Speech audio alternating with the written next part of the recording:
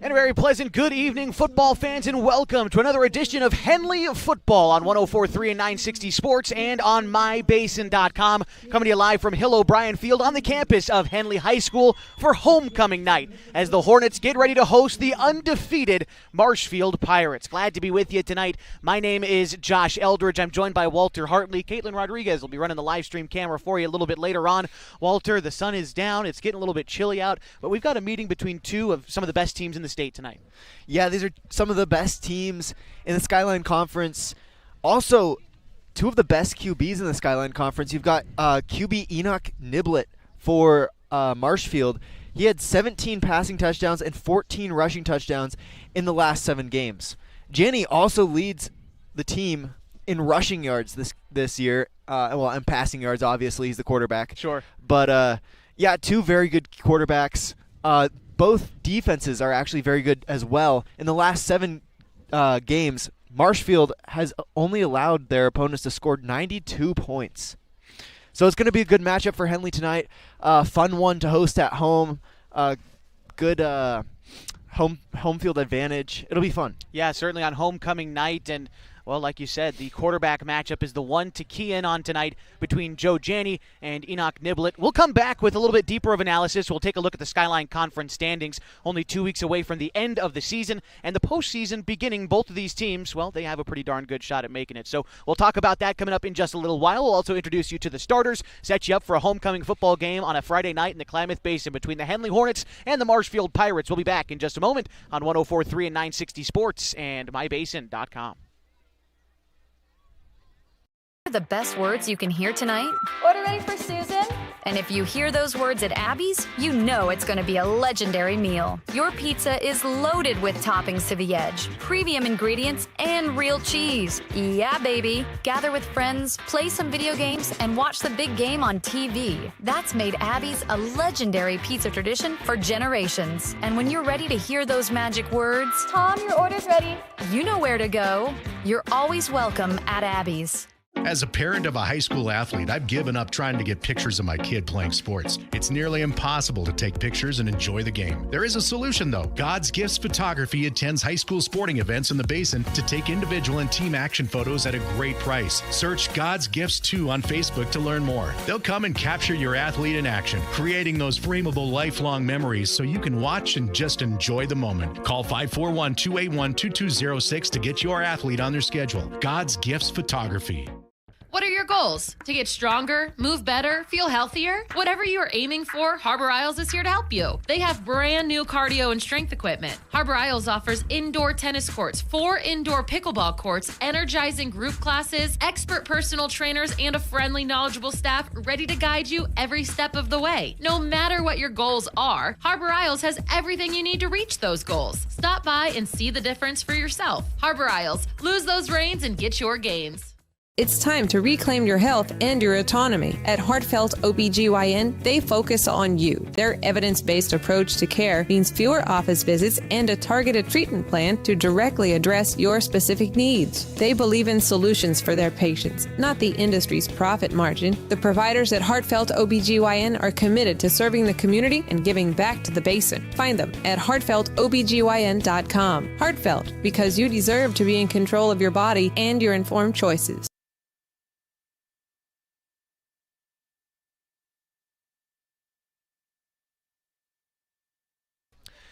And to welcome you back to Henley Hornets football on 104.3 and 960 Sports and mybasin.com. My name is Josh Eldridge, joined by Walter Hartley tonight. Glad to be with you as the Hornets host the Marshfield Pirates, coming all the way from Coos Bay, about a 4.5-hour bus ride here to the Klamath Basin. And the Hornets looking to be friendly hosts tonight, but send the Pirates back unhappy. Right now, no one's been able to do it yet. Marshfield is 7-0 overall on the season. They are 3-0 in league play. As we take a look now at the Skyline Conference standings, Henley is in second place. They're 4-2 overall. Also unbeaten, though, in league play. This is a battle for the top spot in the Skyline Conference. In the race for second is North Bend. They're 3-4 overall, but 2-1 in conference play. Still certainly in the playoff picture as the top 3 teams from our league make the postseason.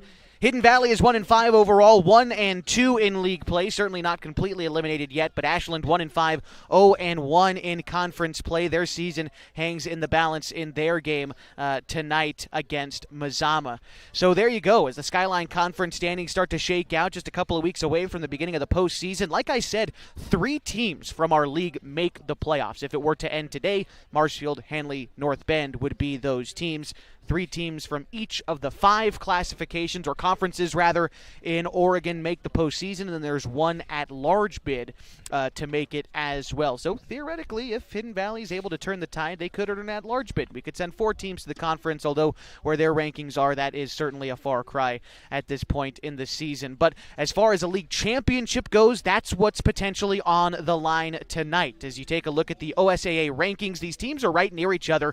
Marshfield is number 3, and Henley is number 5, and so a win for Henley could push them into that top 4 spot to potentially win a league championship and host 2 home playoff games. And same goes for Marshfield, where if they win tonight, they'll hold on to a top 4 ranking. They will more than likely claim a league championship and earn a couple of home playoff games. So really a lot on the line tonight, Walter. Home playoff games, a potential league championship. I think we're in for a good one. Yeah, you look at both of these teams, you see really good teams. Marshfield has just been red hot every game this season. In their league opener, they played against the number 11 ranked 5A team, Crater, and they beat them. So both of these teams tonight, this is going to be a really good game, a battle of quarterbacks, a battle of defense. And it's just going to be a fun night. It's been the last couple of years, this game kind of the litmus test to decide a league champion. I go back to 2022, 2021, when Marshfield was winning conference championships right up there with Mazama.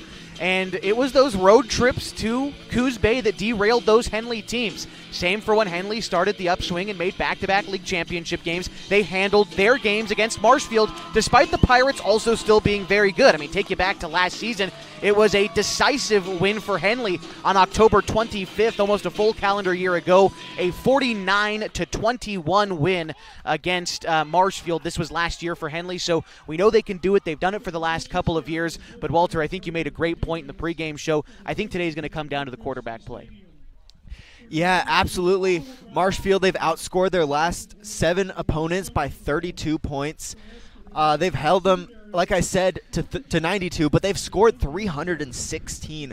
So like you said, it's going to be about their quarterbacks, how they run their offense, the decisions that they make against these great defenses, how they're able to pick apart the linebackers in the second level. So it's just going to be a fun night. We're going to take a quick break here for the national anthem and the color guard here at Henley High School. When we come back, we'll introduce you to some of the starters, and we'll get ready for the coin toss and kickoff. That's all coming your way next on 104.3 and 960 Sports and on mybasin.com.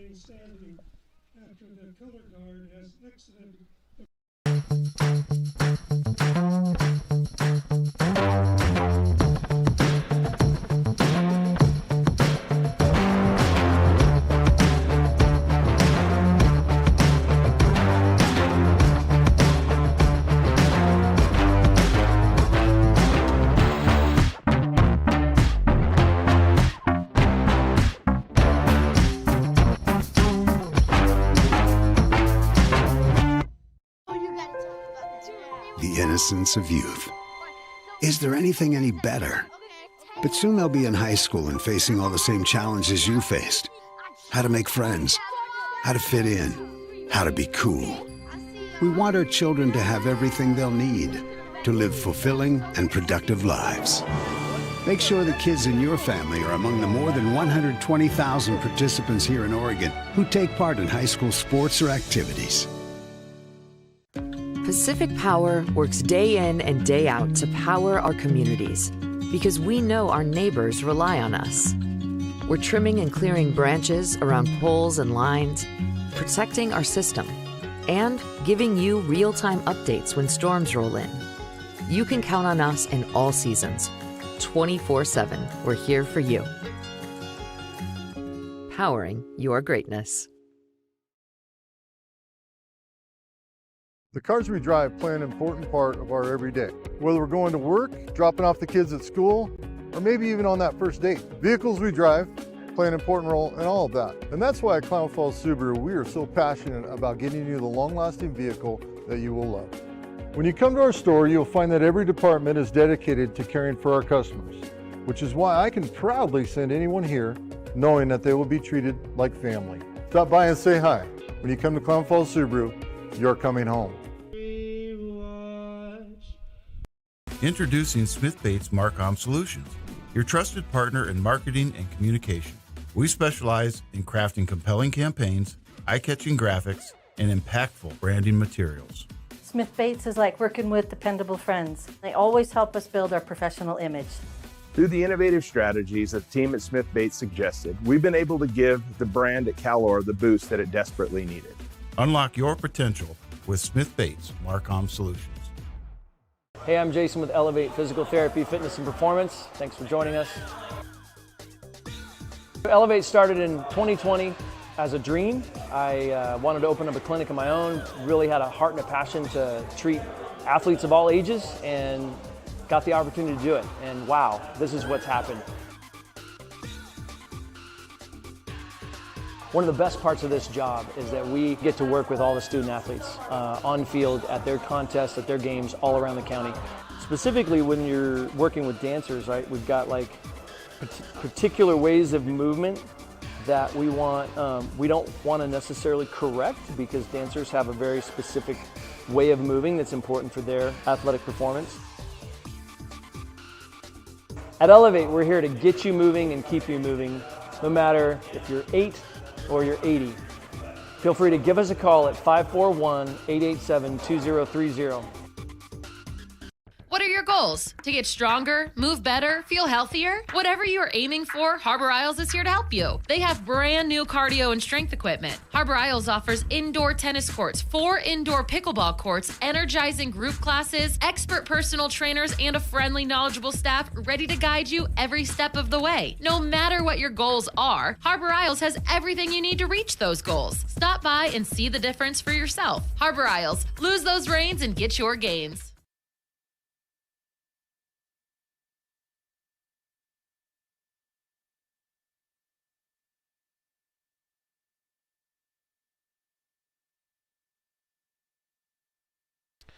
We welcome you back to Henley High School, the site of tonight's football matchup between the Hornets and the Marshfield Pirates. Again, it is homecoming night tonight for Henley, so doing the festivities up a little bit more. We had a full color guard presentation, a student sang the national anthem. I didn't quite catch the young man's name, but he did a fantastic job as we get ready for a great football game this evening. Captains getting ready to meet at midfield. Henley Hornets tonight in their uniforms they've typically worn at home this season. Navy blue caps with a yellow stripe, yellow H on either side. They've got navy blue jerseys with yellow stripes on their sleeves, yellow numbers across their front and back with yellow pants, and a navy blue stripe going down the side. For Marshfield tonight, they are in their road white uniforms, purple caps with a pirate logo on the side. They've got white jerseys with purple numbers and letters across their front and back with a yellow outline, the word Pirates written across their chest in the same text format. White pants tonight with a yellow pipe down the side with purple siding for the Marshfield Pirates. The Pirates are coached tonight by Mr. John Lemons. He's assisted by James Johnson, Cody Bergreen, Jacob Snoddy, Blake Sentman, the coaches for the Marshfield Pirates. Henley, of course, coached by Mr. Matt Green, assisted by Alex Stort, Todd Pashy, Kay Shively, Chad Elbert, John Lucas, and Pete Whistler. Officials down there discussing things with the captains tonight. One thing you'll notice right away, Joe Janney back in the lineup tonight for the Henley Hornets after missing last week due to a bang-up injury after a late tackle against North Bend. Derek Cox stepped in his stead, had a great game, completed 7 of 9 passes and a touchdown as well.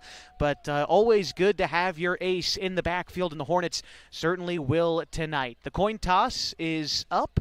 Our white cap tonight, Mr. Cooper Roberts, deciding the winner is Henley, and they have deferred, as has been typical this season, which means they will receive in the second half, the Pirates will receive in the first half, and the Hornets will defend the right side goal, which is to the east. Our vantage point here at Hill O'Brien Field, facing directly north. And we are just about ready for football tonight. It is a little bit chilly. Rain, a possibility tonight, about 9 o'clock. Couple of hours away. 51 degrees at the time of kickoff tonight. It's not going to change too much only about a couple of degrees. We're set to dip tonight. It's October in the Klamath Basin. It is chilly. It is windy, and the wind is going to be something to really keep tabs on tonight. The wind blowing across the field from the west to the east, and will certainly help kickers on the right side of your screen on mybasin.com if that's where you're watching. And kickers kicking into the left goal will have to fight against the wind tonight. It will certainly be a factor as we move along, but at least the kicker for Henley, Julian Reyes, has only missed a couple of extra points this season, and he's also 1 of 1 from field goal attempts this year. So here we go. The teams have taken the field, and for Marshfield, back to receive is Luke Fry, the senior, 5'5", 125 pounds. He's stationed about the 10-yard line. And, of course, Luke Balzotti set to kick off for the Hornets as we bring up your Elevate Physical Therapy, Fitness, and Performance scoreboard. Thank you again so much for joining us tonight for another edition of Henley Football on mybasin.com. Yeah, you mentioned that Joe Janney's back in the lineup. I'm excited to watch him. Without him, Derek Cox did a phenomenal job. He completed 7 of 9 passes, like you said, but Joe Janney just adds to the run game and the pass game. He's dynamic, and that's fun to watch. So much so. Here's the opening kick. Balzotti knocks it about the 2-yard line, and that's where Fry's going to take it. Brings it to the near side, past the 10. Stutter steps around the 12. The ball pops free. There is a flag, and I think Marshfield fell on it. But again, there is a flag at the site of the tackle. Call it about a 10-yard return, but we'll see exactly where they wind up officially starting this drive.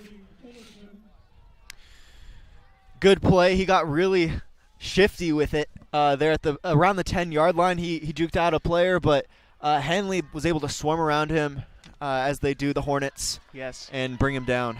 And this penalty, in fact, going against the Pirates. An illegal block in the back will be, I believe, half the distance to the goal line, which should put them about the 6 or so, it seems. So that's where Marshfield will begin their first drive of the ball game, led out onto the field by their quarterback, Enoch Niblett, a senior, 5'9", 170 pounds. Walter, you read off some of his stats before the game. 17 passing touchdowns on the season. That is good, I believe, for 6th in the state right now in the 4A classification. Takes the first snap. It is a keeper for the quarterback. Tries to draw out some defenders to the right side. He's taken down about 3 yards upfield on the option play, bringing up 2nd and 7 for the Pirates. Yeah, they said, well, they'll let Niblett run with it. Like we said, like we talked about, Niblett, he has 14 rushing touchdowns on the season. That's 2 per game in the last 7 games. Yeah, he's really a dual threat, much like the Hornets quarterback Joe Janney. That's what we were saying. It's going to be a game dictated, I think, by the quarterback position tonight more than any. So here we go, 2nd and 7, 11:15 to go in the first quarter. Still scoreless. We're only just getting started tonight. It's a handoff to the running back, going around the right side and bouncing out there for Marshfield is number 23, Caleb Fox. That's a senior. The guy 5'10", looks like a stocky runner out there for Marshfield. Yeah, he had a decent hold to begin with, but Henley was able to swarm that hole and fill it up, resulting in kind of a short gain. It'll be 3rd and 5. I want to highlight some of the guys up front here for the Hornets. LJ Venegas, Jackson Hart, Theron Tyler, and Jance Call Jr. Those are the guys who are going to do a lot of the damage up front for Henley. Notably missing tonight is the freshman Brody Fullerton. But in a big game like this, you got to rely on some of your upperclassmen to try to get the job done. And the Hornets will try to get off the field here on 3rd down. It's 3rd and 6. It's a quick screen pass coming to the near side. Caught by Whitcomb. He cuts upfield, and he's taken down, looked like by his horse collar, maybe his face mask. It's a gain of about 12 yards on the catch, and probably more here for the Pirates. Yeah, screen play to the left side. A great blocking from the other receivers there for Marshfield. Yeah, when you can get your receivers buying into blocking for their other receivers, that is the marking of a good team. Oftentimes receivers will maybe block one guy, maybe sort of half block another, but when you got guys who will angrily block for you, that will be good for the Pirates tonight. They talk about receivers being the divas of the football team, but when you've got receivers that are willing to put it on the line for their teammates, like you said, that's a great team culture. Absolutely. So here we go. 1st and 10 from the Pirates. It was a horse collar tackle, so they'll take this 1st and 10 from the 37. It's another handoff right up the middle to Fox. He powers forward for a gain of 9. He got contact in the backfield, but continued to keep on moving right upfield and nearly earning himself a first down. Boy, was that an angry run. He had about 3 guys hanging off of him before he finally was brought down about 10 yards after he started. And for Caleb Fox, like we said, a senior. It's a veteran team here for the Marshfield Pirates. Their quarterback also a senior, and their top receivers all seniors as well. Even on their line, they don't have any underclassmen starting on the offensive line.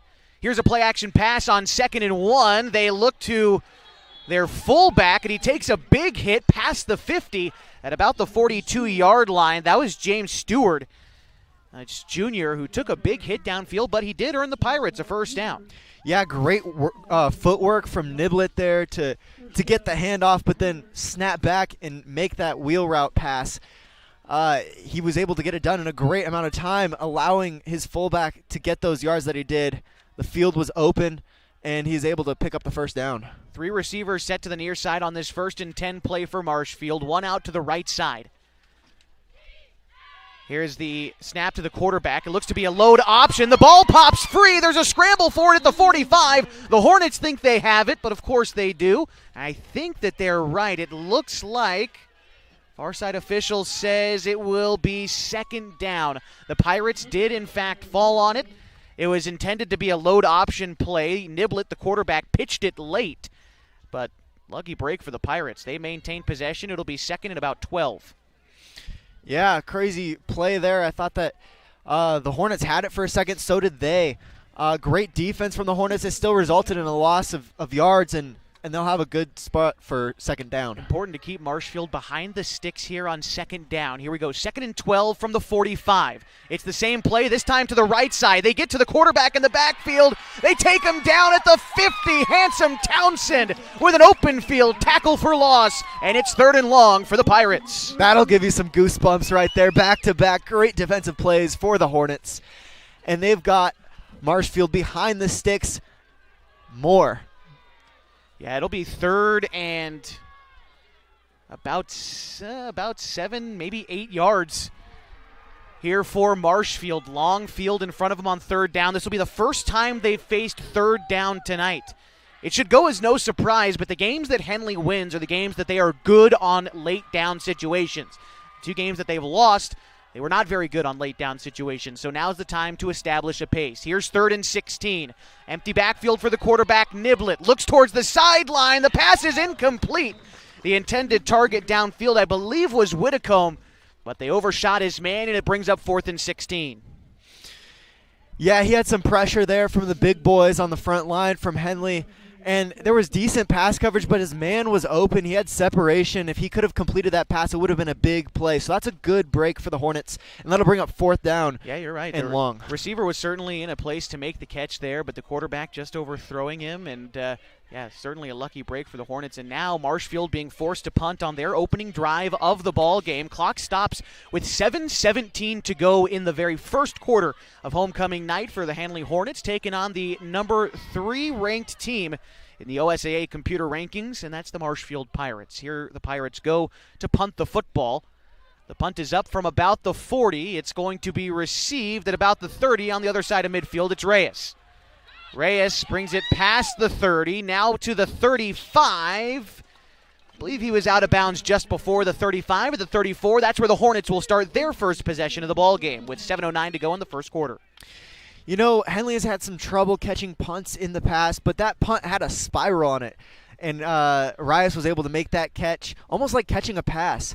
And he had great field vision, able to get to the left side, not quite in time to be able to break it for one, but he picked up some good yardage, and Henley will start with some pretty good field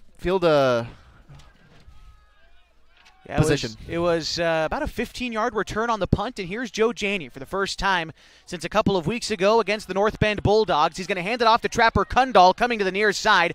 Kundal lowers his shoulder. I think he got back to the line of scrimmage, but the Pirates a good job to string that play out. No gain for the Hornets on their 1st and 10 play. Yeah, like we talked about, 2 great defenses going at it. We had a great defensive start from Henley, and then just there, Marshfield was able to read that play and and stop Kundal before he could break it free. It was an 8-play drive for Marshfield that stalled out right around the midfield marker or so. Hornets trying to make it a little bit better for themselves here. They've got Kai Montag lined up in the slot to the near side. 2 backs with Janney in the backfield, Kundal and Brunick. This is a play-action pass. They look to Kai Montag. He catches it at the 45, brings it to the 50 before being tackled out of bounds. Call it a gain of about 16 yards on that catch for Montag, and a Hornets first down. Yeah, Montag was open on that play. Janney making his reads, able to see him. Fires, hits him in the chest, and textbook play from the Hornets. Kai Montag has become a really reliable receiver out of that tight end position. Yeah, he's a big boy, but he's able to move and create separation, and that's what happened on that play. Similar formation here for the Hornets, 2 to the near side and 2 in the backfield with Janney. It's a handoff to Brunick, going to the left side, gets by one defender to the 40, has a first down plus 3. A gain of 13 here for Brunick, and it brings him down at the Marshfield 35. Yeah, spectacular play for the big boys up front for the Hornets. Big hole. He was almost untouched until he made it about 10 yards upfield. Great vision for him to be able to see the hole, and then great job from the front guys to create that hole. Had Jeremiah Brunick on our talk show Ballin' in the Basin this week and talked about how good of a runner he is, but he was quick to give all the credit to his offensive line, as any good running back would. Here we go, 1st and 10, and it's a handoff to Brunick right up the middle. Tries to get some room along the left side of the line and does for a gain of about 3. It'll bring up 2nd down. Another big hole for Brunick, at least at the front line, but Marshfield's secondary was able to close that distance and only allowed him a couple yards on that run. Marshfield always brings the heat on defense. A very well-coached team. Coach Lemons has been the head man at Marshfield for many years. And now his defense faces 2nd and 8 against the Hornets as we cross the 5-minute mark remaining in the first quarter. Still looking for our first points on homecoming. Brunick to the right hip of Janney. They call for the snap, and it's going to be a handoff to Brunick going along the left side. He is going to be taken down on that left side for a small gain of maybe 2 yards on a carry, 3rd and 5. Yeah, that where he didn't have much room to run, able to bring it up for a couple yards, and that's pretty good for the situation he was in. 3rd and about 5 for the Hornets. This will be the first time Henley has faced 3rd down on offense tonight, and they'll do it from the Marshfield 32-yard line, driving, again, from left to right towards the east goal here at Henley High School. They're going to put Baki, it's the near receiver. They put Shively on the far side, and Brunick again to the left hip of the quarterback, Janney. Kai Montag also lined up as a receiver. Janney back to pass, fires a dart to Montag at the 20. That's where he's brought down, and a gain of 12 on that catch for Montag, and a Hornets first down. Yeah, we talked about Montag earlier, not too long ago. He's a big player, but he's versatile. He's got separation. He's got the size to be able to not get stuffed at the line, and he's been a very reliable target for Joe Janney this year. That time just a simple curl route about 10 yards upfield, turn around and make a catch. That's exactly what Montag did there. And again, they line up in a similar formation, and I believe they're trying to get the football lined up on the right hash mark, and here we go. Montag on the line on the left side. And they've also got Ronan Wright on the right side. They hand it off to Trapper Kundal right up the middle. He's actually pushed backwards, but they'll give him forward progress and a gain of a couple on that carry. 2nd down.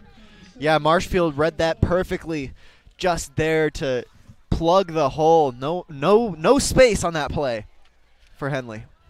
Marshfield running 4 down linemen. They're going to try to seal that edge tonight. They've done a decent job of stringing out those outside runs for Henley earlier, but the inside runs for the Hornets are where they've been able to make their money, at least so far. Now 7 plays into their first drive of the ball game. They took over with 7 minutes remaining. There's now under 3 to go in the first quarter. Still looking for our first points of the ball game. Set out to the far side is Reyes. You've also got Wright lined up as a tight end. And you've got Baki lined up to the near side as well. Kundal behind Janney in the backfield. It's a handoff to Kundal. He barrels forward at the 15. He's brought down at the 14. Call it a gain of maybe 5 on that carry for Kundal, and it brings up 3rd and about 6 here for the Hornets. Yeah, Trapper Kundal, not the biggest guy on the field, but he has one of the best balance that I've seen from any running back so far this season. He got hit, he was being brought down, able to keep his footing and move forward for another couple of yards after that. It's something that the Hornets are able to benefit from when you've got two guys who run so differently in Trapper and Jeremiah. You're right, Kundal, more of a balance back. He's going to hit you with some finesse. Brunick's going to run after you. And the Hornets deploy those two guys very well. This time it's Kundal in the backfield with Janney on 3rd and 6. They hand it to Trapper, but he is stuffed after a short gain on that carry, maybe 1 or 2 yards, and it brings up 4th down and 5 for the Hornets. Yeah, just wanted to mention number 55, Skylar Falau, 265 pounds. He was able to plug up that hole really well, and Trapper Kundal not able to do much with 265 pounds of D lineman on him. Yeah, there's not much you can do. Marshfield certainly has some big guys up front for them.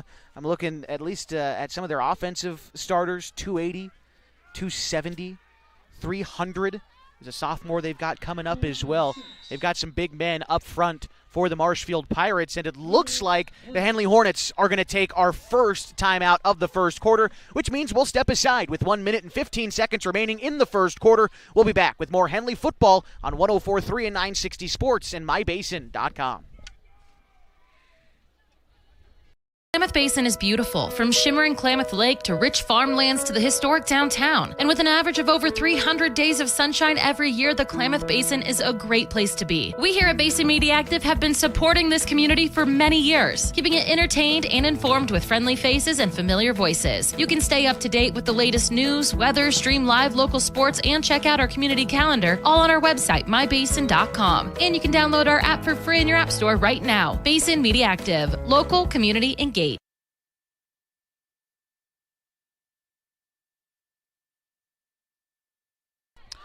Welcome you back to Henley Football on mybasin.com and 104.3 and 960 Sports. About 1 minute 15 remaining in the first quarter. And the Hornets are facing 4th down and 6. They've got it deep into Marshfield territory at the 14-yard line. Janney, play action pass, rolling to the near side, looks for Montag, caught at the 10, but he stopped there. Hornets will fail going forward on a 4th down conversion. Marshfield reclaims possession at their own 14-yard line with 1 minute and 8 seconds remaining in the first quarter. Yeah, that was definitely 4th down territory, but Marshfield starts with similar field position that they did last time. It didn't seem to bother them that much, but it did give Henley a lot of time to be able to stop them like they did. So I'm predicting a defensive stop. A little bit better starting field position this time for Marshfield than last time. They started last time at the 6. This time they'll start at the 14. Again, not much better. 2 receivers set out to the near side, 3 to the far side, and the quarterback Niblett alone in the backfield. Surveys the field, looks quickly to his running back, and finds him taken down at the 25, and that was Fox on the reception. Call it a gain of about 13 yards, and it's a first down for the Pirates. Yet another tackle for Trapper Kundal, able to make the read. They're out in the middle of the field, able to come to the right sideline and meet him where he was at. First down for Marshfield, but a good tackle for Trapper Kundal. 1st and 10 from the 26. The Pirates driving. Again, same formation. This time Fox takes a sweep handoff going right. Has the edge up to the 30, brought down at the 35. A gain of 9. They might have said he stretched for that one. It looks like they may be giving him a first down, and they will. A gain of 10 on that carry for Fox, down at the 37. And the Pirates will have it 1st and 10. That's their 4th first down of the game inside 30 seconds left in the first quarter. Back-to-back big runs for Marshfield. They've kept it on the ground so far. Their only pass attempt not able to be completed. Pirates draining down the clock, 15 seconds to go. It's a snap in the gun to Niblett, but it's a design draw play. Powers his way past midfield, down past the 45 at about the 42-yard line. And a big gain on that play of nearly 20 yards on the carry for Niblett. You can see why he's a dual threat. Now into Henley territory, 1st and 10. Yeah, back-to-back-to-back big running plays for the Pirates so far this drive. Niblett able to get the biggest gain so far. And like we were saying, that's why he's such a good dual threat for the Pirates. This will bring us to the end of the first quarter. Still scoreless between the Henley Hornets and the Marshfield Pirates. Back with more after this on 104.3 and 960 Sports and mybasin.com.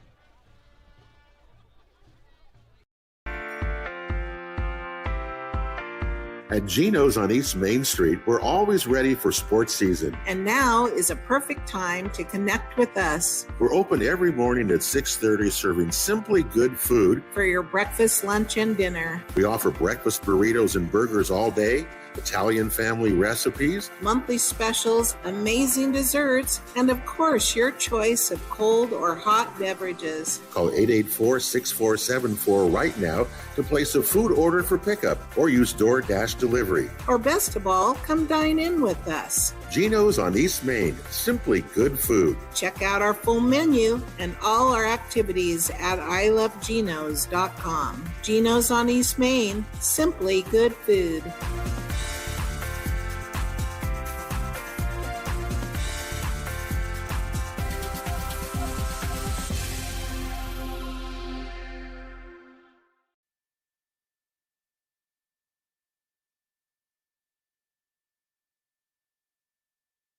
Getting ready for the second quarter of a scoreless ball game tonight between the Henley Hornets and the Marshfield Pirates. And here's Walter Hartley with play-by-play. Niblett lines up alone in the backfield, fires a pass, not completed.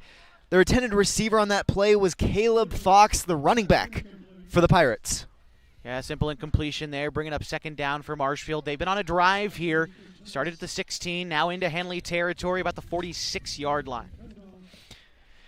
Yeah, their second pass of this game, and it's already the second quarter. We've kept it on the ground most of the time between these two teams, run out the clock. So now Marshfield will line up 3 out wide to the left, 2 to the right. Niblett alone in the backfield again. This time he fires to his right to Peterson, brought down after about a gain of 2 to 3 yards. And it's going to be about 2nd and 7. Yeah, that was Pirates. A real quick route to Peterson, another senior for this Marshfield team. Not very much of a gain, though. The Henley defensive backs, I see Shively over here. I see Townsend over here as well. They did a great job of closing in on that quick pass and really not allowing it to go for a big play at all. Niblett alone in the backfield again. After spending most of the first quarter running, the Pirates will look to pass here. They've got 3 out wide to the left, 2 to the right. Niblett looks back to pass. It's a Zine keeper. He finds a hole in the middle, up to the 15, 25 to the 10 to the 5. Touchdown, Pirates. That's a touchdown for Niblett, and that will bring him to 15 rushing touchdowns on the season. He's got 1 out of his 2 touchdowns to meet his average. Now the Pirates will go up by 6, making it 6-0 against Henley early in the second quarter. This one might be coming back. It looks like there was a flag, and there is. So they're taking this one back to about the 30. Take the touchdown away. That was nearly a 46-yard touchdown rush for the quarterback, but they're taking this back. No touchdown. It'll be 1st and 10 Marshfield from the 31. All right, 1st and 10 for the Pirates. Lucky break there for Henley. That was a very strong run by Niblett. He made some of Henley's best tacklers miss on that run.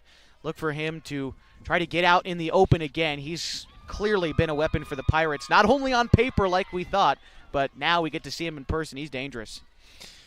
He certainly is. They'll line up with 3 out wide to the left, 2 to the right. This time he rolls back to pass. He'll unleash one deep. Oh, man, just out of the hands of his receiver. That was Peterson, the intended receiver, in the back of the right corner of the end zone. Connor Shively on the defense there for Henley was draped all over that receiver. Might have gotten away with a little contact, but a good defensive play by Shively to disallow that touchdown completion. And now it forces Marshfield on 2nd down. Yeah, and that's tough because Peterson was there. He had his hands on the ball, just in and out of his hands. And, of course, you talk about the cold making it difficult to catch.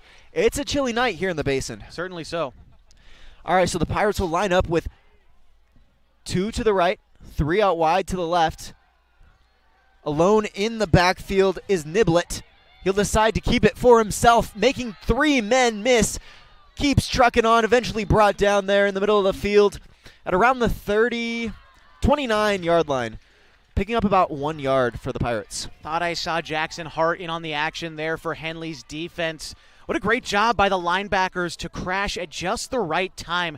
Niblett had gotten past most of the defensive linemen for Henley. When he had open field in front of him, suddenly he didn't, as the secondary for Henley closed in on him at just the right time. A great contain, forcing third down. So the Pirates will line up with 3 out wide to the left, 2 to the right. Niblett alone in the backfield again. He'll keep it himself again up the middle of the field, picks up the first down, is down at around the 18-yard line. Again, he had that clean pocket, and then as the pass rush kind of fanned out, he had a hole up the middle and decided to keep it for himself. First down Pirates at around the 20-yard line. Yeah, they'll be close to the end zone. He is a quick decision maker. Niblett just chose to tuck it and run so fast. And credit to Trapper Kundal making the tackle on that play. Trapper just barely got the shoelaces of the quarterback, but it stopped him from potentially taking it for a touchdown. Instead, it's just a first down from the 20. Niblett lines up alone in the backfield for the Pirates. They've got 3 out wide to the right, and then kind of a bunch formation to the right with 2 receivers. Niblett sets his feet and fires downfield. Brought down at around the 9-yard line is Jaden Tice for the Pirates. That was a good concept there for Marshfield. They just run a couple of guys in the flat here on the near side, and the Henley defenders had to pick which one to cover, and they picked the wrong receiver to drape themselves all over, but Handsome Townsend was right there behind the receiver to stop him after making the catch, and a nice tackle. Although Marshfield has it first and goal, I think another touchdown-saving tackle there for the Henley defense. Man, Townsend and Kundal have been monsters on defense for Henley so far. The Marshfield Pirates will line up with 2 receivers out wide to the right, 3 to the left. Niblett alone in the backfield. They'll send a man in motion. Niblett will keep it himself, draped in Hornets players, brought down for a loss at around the 18-yard line. Fumble. Hornets have it. Picked up by the Hornets at around the 20-yard line. Great play for the Henley's defense. Man, Niblett had nowhere to go. Forced a fumble, and now they've got the ball. That play was again made by the guys on the near side, and now the official signal comes out. Henley has the football, but credit to Handsome Townsend and Trapper Kundal. It was an option play for the quarterback, so he was faking a handoff to go left, and then he was going to take it right, but the Hornets linebackers were not fooled. They sealed that edge perfectly. They stopped him from getting upfield, and eventually the quarterback drops the football. Hornets have it deep in their own territory, 1st and 10. Yeah, so Marshfield will turn that ball over on a fumble. The Hornets will have it around the 20-yard line. Wow, what a prayer that was answered for the Hornets after that touchdown got called back and then they got that fumble. That drive for Marshfield was 11 plays and 5 minutes, and they get a total of 0 points. Now Henley gets a chance. Janney lines up in the backfield, sets his feet, passes. That's Brunick with the catch. Brings it up to around the 28-yard line for the Hornets. It'll bring up 2nd and 2. Brunick can be very dangerous out of the backfield, but there's an argument to be made that he is just as good when lined up as a receiver or taking screen passes.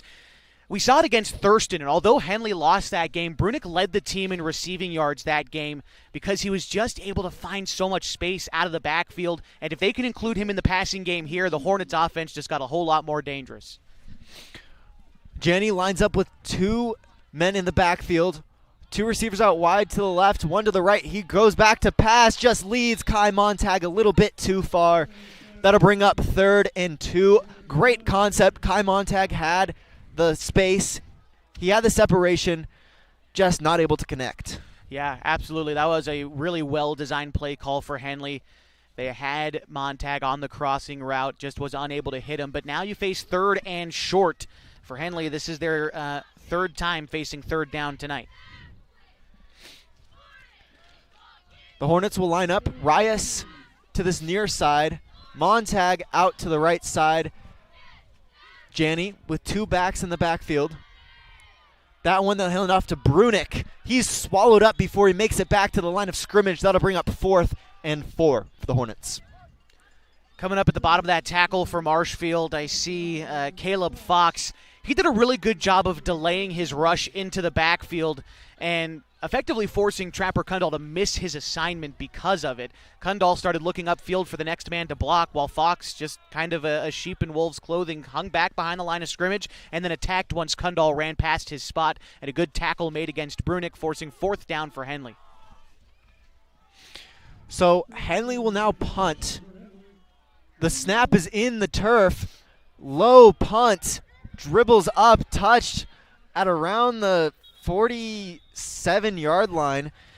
Number 17, Brian Vaughn, was not expecting it to be on the ground. It looked like he was expecting it to be in the air, and it touched his ankle from behind. Yeah, it was kind of rolling up and chasing him, and he didn't really quite even know it. But this gives Marshfield their best starting field position of the night at their own 46.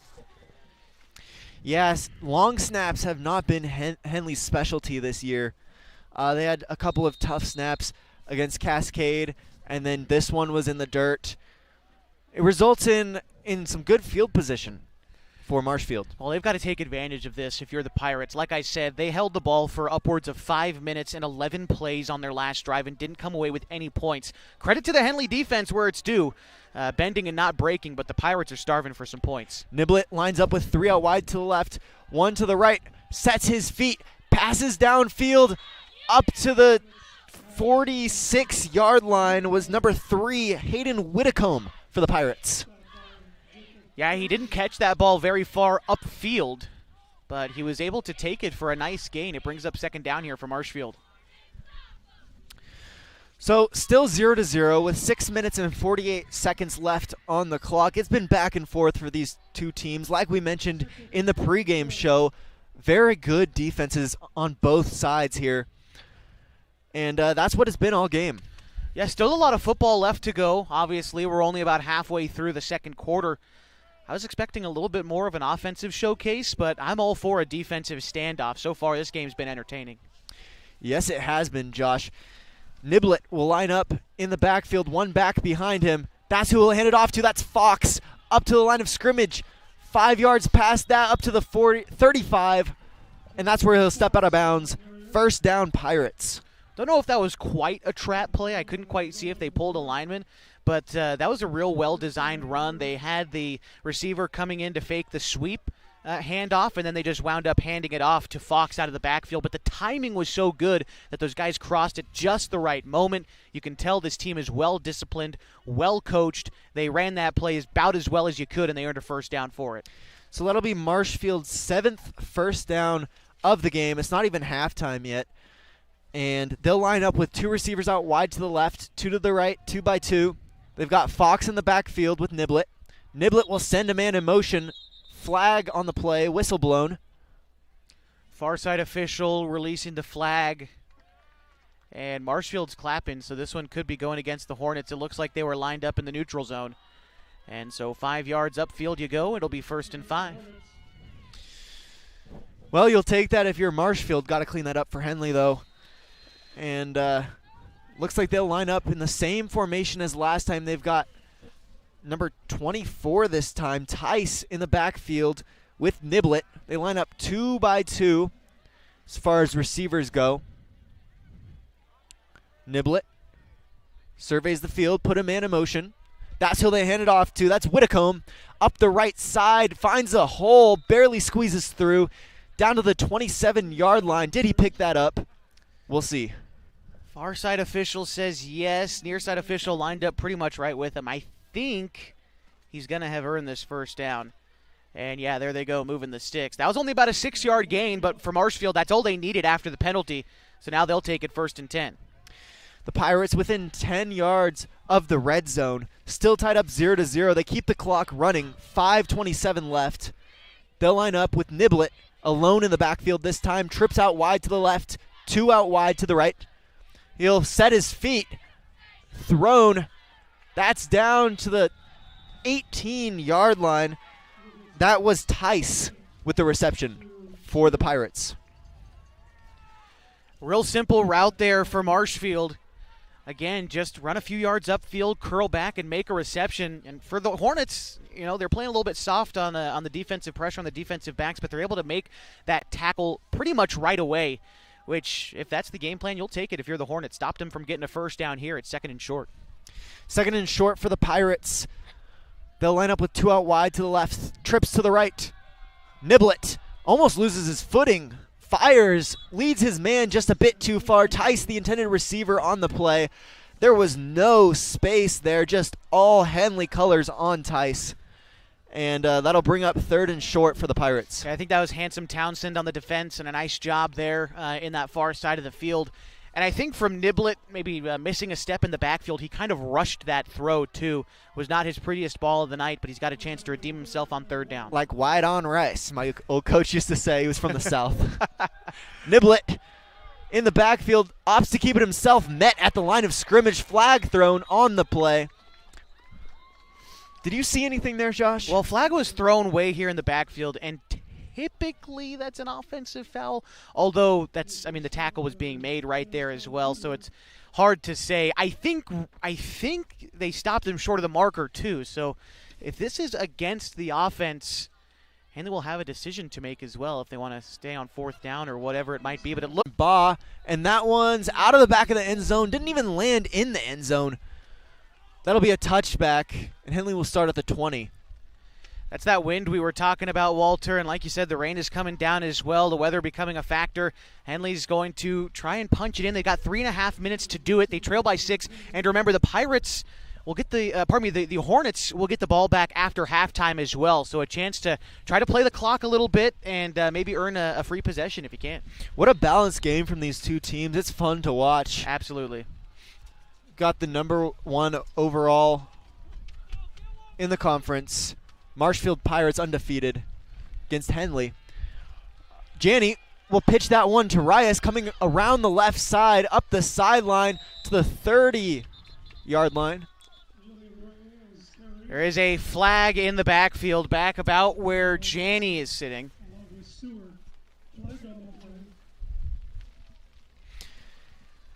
Yeah, great speed shown from Reyes, able to get up to the 30, bracing for impact as Marshfield's big wrapped him up. But they'll call that holding on the Hornets. Henley's getting bit by the penalty bug a little bit here in the 2nd quarter, trying to clean that play up. I got to give credit. I don't think that this was the penalty since the flag was in the backfield, but Connor Shively with a fantastic block on the near side to try to make something happen on that play. And although it didn't work out, still got to give credit to a good play. Janney will line up with 3 out wide to the left, 1 to the right with Kundal in the backfield to block for him. Janney sets his feet, doesn't like what he sees, goes up the right sideline. He's got space, he's got speed. Up to the 40, to the 45, to the 50, to the 40, and that's where he steps out of bounds. Big pickup for Janney and the Hornets, and they'll flip field positions and start from the 40 with 2 minutes and 58 seconds left to score before half. Man, get out of Joe's way. Way to flip field position. And I mean literally, get out of his way. He was trying to run behind some blockers, and good on him to try to stay behind those blockers, but he is just so fast that he round up running into them. But, I mean, what a run. The Hornets now make this drive something worth it, and they've got it 1st and 10 into Marshfield territory. I mean, Janney's just a guy who's just that fast. He ran a 10.74 at state for track, taking first. He also took first in the 200-meter. He's got the explosiveness. He's got that speed. And it's going to be hard for Marshfield to contain him. No doubt about it. This time, Janney will line up alone in the backfield. 3 receivers out wide to the right. 2 to the left. They'll send Shively in motion. Janney, looking downfield, plants his feet, unleashes one deep. The intended receiver on the play was Reyes. No flag on the play. It'll be 2nd and 10 from the 40.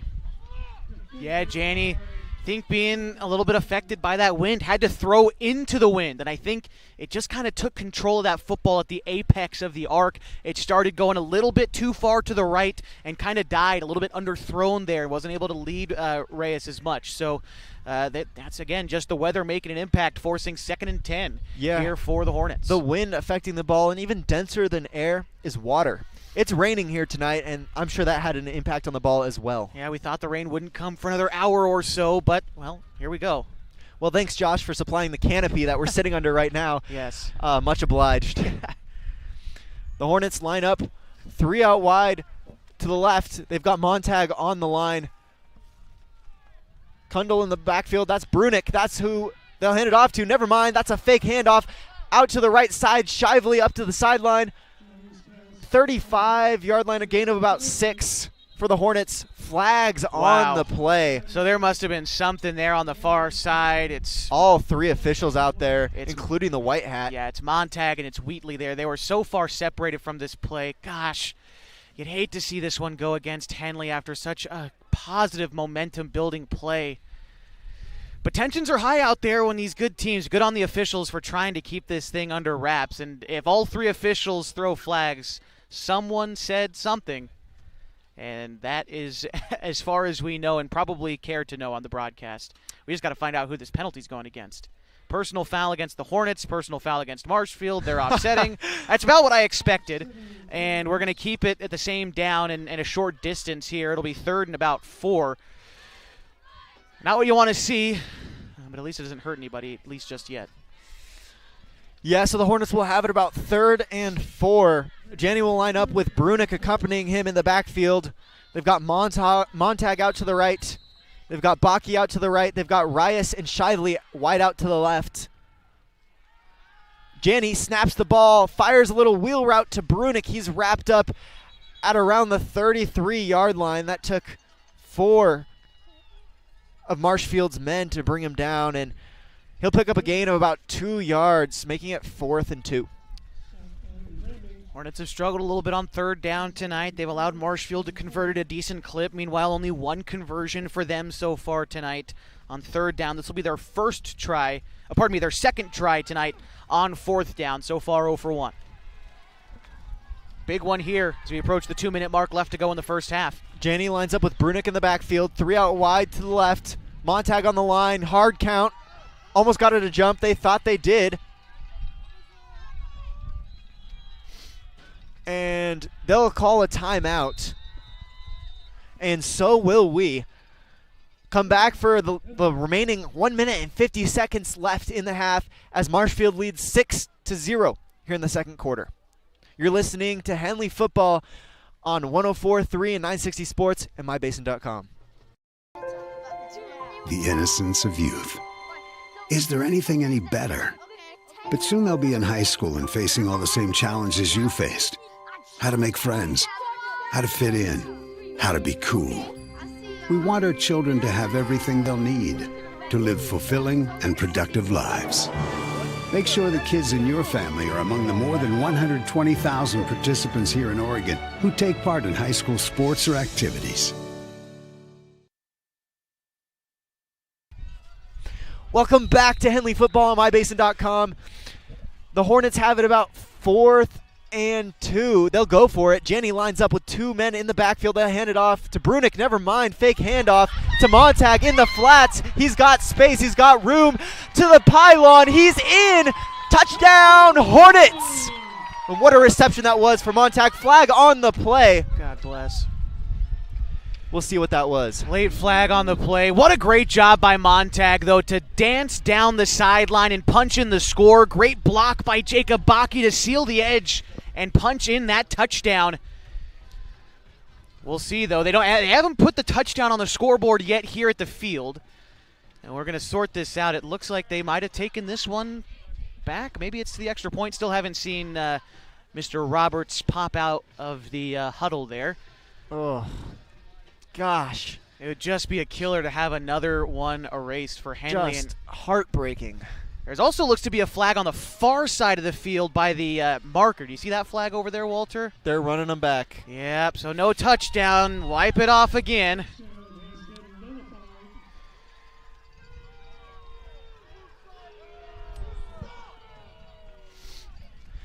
The crowd letting them hear it for that call.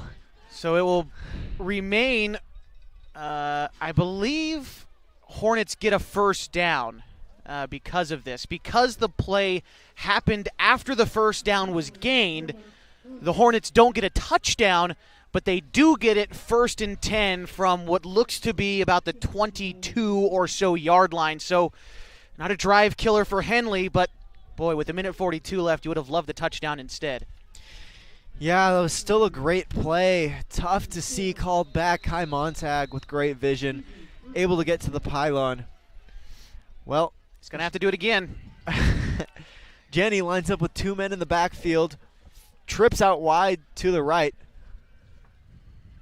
Reyes and Baki coming to the left side now. They've got 2 to the left, 1 to the right. Janney goes back to pass. He feels pressure rolling out to his left side over the middle. Hits Reyes, sheds the tackle, goes up to the 5-yard line. What a play for the Hornets. And they're within 10 of the end zone.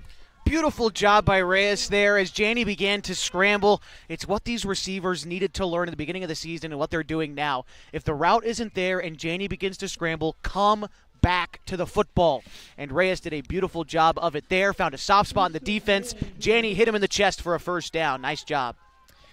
Yeah, great play from the Hornets. What you love to see, bouncing back from that penalty. And they'll line up with Kundal and Brunick in the backfield. They'll hand it off to Brunick. Finds a hole in the middle, and they're looking for the touchdown. They'll say that's a touchdown, but a 5-yard touchdown for Brunick, making it 6-6 here in the second quarter with a minute and 10 seconds left until half. Well, this one stands, and that was a great run by Brunick. Just got behind his blockers, and they pushed Marshfield back behind the goal line. Brunick got in there, and the Hornets have a chance to take a lead late in the first half. They got it called back, but they'll do it anyways. Reyes looking to kick this PAT for the Hornets.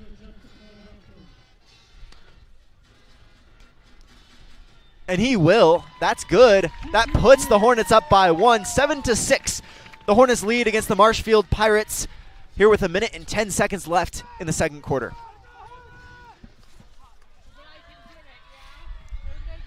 Great drive for the Hornets. They started pretty deep in their own territory, and boy, they took the lead. 8 plays, 80 yards, and about 2 minutes. And really what made that drive was that huge run from Joe Janney. I believe it was the first or second play of the drive where he was able to completely flip field position, take Henley from about the 30 all the way up to the other about 40-yard line. A great run, and it really sparked the Hornets on that drive to punch it in for 6 and then 7.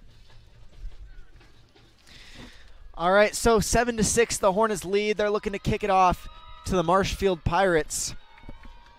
It's cooling down here in the basin. The rain has stopped, though, thankfully. That is nice, but yeah, a chilly 51 degrees. The wind is really what gets you out here at Henley. There's nothing protecting you out here. When it gets windy, it gets cold. Doesn't matter if it's football season, doesn't matter if it's baseball season.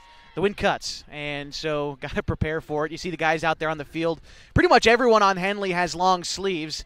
Guys from the coast, not as much, but they're trying to tough it out in the chilly Klamath Basin winter. It's not the cold that gets you, it's the wind that gets you.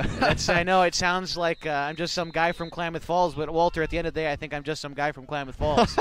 So that's what I got to say now. All right, the Hornets looking to kick that off. They will. That kick is deep, a strong kick out of the back of the end zone. That'll be a touchback, and the Marshfield Pirates will start it around the 20-yard line. So the Pirates have all 3 timeouts with a minute 10 to go in the second quarter. They're trailing by 1. I want to fix the scoreboard for you there on my basin. I had the wrong score applied. But 7-6, Henley leads. So Marshfield trails by 1. They've got all the timeouts. It's important for them to try to get a score here, too, because, again, Henley gets the ball back after halftime, or at least they're set to receive, and their offense has been doing well if they can avoid the penalties. So an important drive here for Marshfield, trying to close this first half out with points on the road. Yeah, like you said, a minute and 10 seconds. We've got half a 2-minute drill here to complete. They've got Niblett lining up with Tice in the backfield. He'll set his feet and throw up the left sideline. He'll pick up the first down and step out of bounds. Textbook play for under a minute left. A minute and 5 seconds left here in the second quarter. Yeah, you get out of bounds, the clock stops. You get a first down, the clock stops for a moment. And, of course, it stops for a timeout as well. So a great job to get out of bounds. Didn't quite get the first down, it looks like. It'll be 2nd and short. 2nd and short for the Pirates. Niblett rolling out to his right side, looks downfield, completes the pass. Like we said, he's a dual threat player. Brought down at around the 46-yard line is Whitcomb, and that'll get the first down. I got to say, that was a good completion, unless you're the coach of Marshfield and you saw what your quarterback just did. Ran to the near side of the field and then threw across his body, across the middle of the field. That doesn't often work out. That time it did, though, for Marshfield. First down. Yeah, it shows you how good Niblett is, and he'll roll back, set his feet, feels pressure from about 5 Henley defenders, swallowed up in the backfield, brought down around the 40-yard line. Great play if you're Henley. Jackson Hart, the senior, in on the tackle. Also going to say a welcome to the game for Jance Call Jr. making a big tackle there on that one as well. A great stop there for Henley. And I believe the Pirates will call their first timeout because of it. Want to remind you to stick around with us during the halftime show, the Harbor Isles Tennis and Fitness Club halftime show. Big thanks to Brittany and the people down at Harbor for stepping up and supporting this season of Henley football. Also want to give a shout-out to the folks down at GINO'S on East Main Street. They're celebrating their 40th anniversary this year. They've got a poll on Facebook right now where you can vote on your favorite all-time monthly specials, and they'll add it to when they remodel the menu for their 40th anniversary. So be sure to check out GINO'S Cafe on East Main Street and make that vote happen on Facebook. Oh, wow, that's like an all-star game right there. Yeah, everything at GINO'S is good. When I get to vote on which one I like most, that's a hard decision. I like their steak breakfast burrito. That's a good one. I've always been one for the Cajun chicken wrap that they've got. Little corn salsa on there, little kick to it. Yeah, I'm a big fan. I like the spicy ranch that they have there. That's a good sauce. I've almost got my stamp card all the way filled up, Walter. So I'm in for a free something here pretty soon. All right. All right. So the Pirates will line up 3 out wide to the left, 1 to the right. Niblett, accompanied by Tice in the backfield. He'll roll back, a little screen action there for the Pirates as Whitcomb takes it up the field, down at the 20, slid out of bounds. What a play for the Pirates, what a pickup of yards. 19 seconds left in the second quarter until half. Yeah, that was not an easy play to run. You run a play action pass to the near side, and then you look over the middle of the field for a play-action pass, and then you look left. That's where your guy is on the screen pass. What a reception and a big gain. Connor Shively took a great angle to make that tackle there and stop a touchdown. Instead, Marshfield will have it at the Henley 22. Yeah, so that'll pick up Marshfield's 11th first down of the game with 19 seconds. And the scoreboard has come off. Oh, we got it back. 16.5 it looks like here for Marshfield. 16.5. This time, Niblett will line up under center. Spikes the ball. Flag on the far side. So I believe I was mistaken as well. It looks like Marshfield only has 1 timeout remaining. At least that's best I can figure. That's why they're trying to rush the play here so they can maybe call 1 more timeout. So that's why they spiked it, was to stop the clock. Exactly. But flag penalty it's against going Henley. against Henley. Offsides against the Hornets. Oh, what a brutal call. Although I don't think it stops the clock. Well, it was, yeah, does not stop the clock. They get the 16 back. Here we go. Niblett in the gun. Rolls out to his left side, throws across his body. Doesn't get it to work. 4.6 seconds left in the second quarter. Oh, this is where it would be real good to have a kicker who can knock one through from distance. I don't think Marshfield has it. So with 4.5 seconds to go in the first half, they're going to take it from the 17, and this could be the very last play of the first half with Henley up by 1. Henley just needs to not let anything behind them. You get a 5-yard run, that's okay. 10-yard run, that's okay. Keep it in front of you. Marshfield will line up with a bunch to both sides of the offensive line. We've got a whistle here from the refs. Oh, that's a timeout for the Pirates. Marshfield, going to call timeout.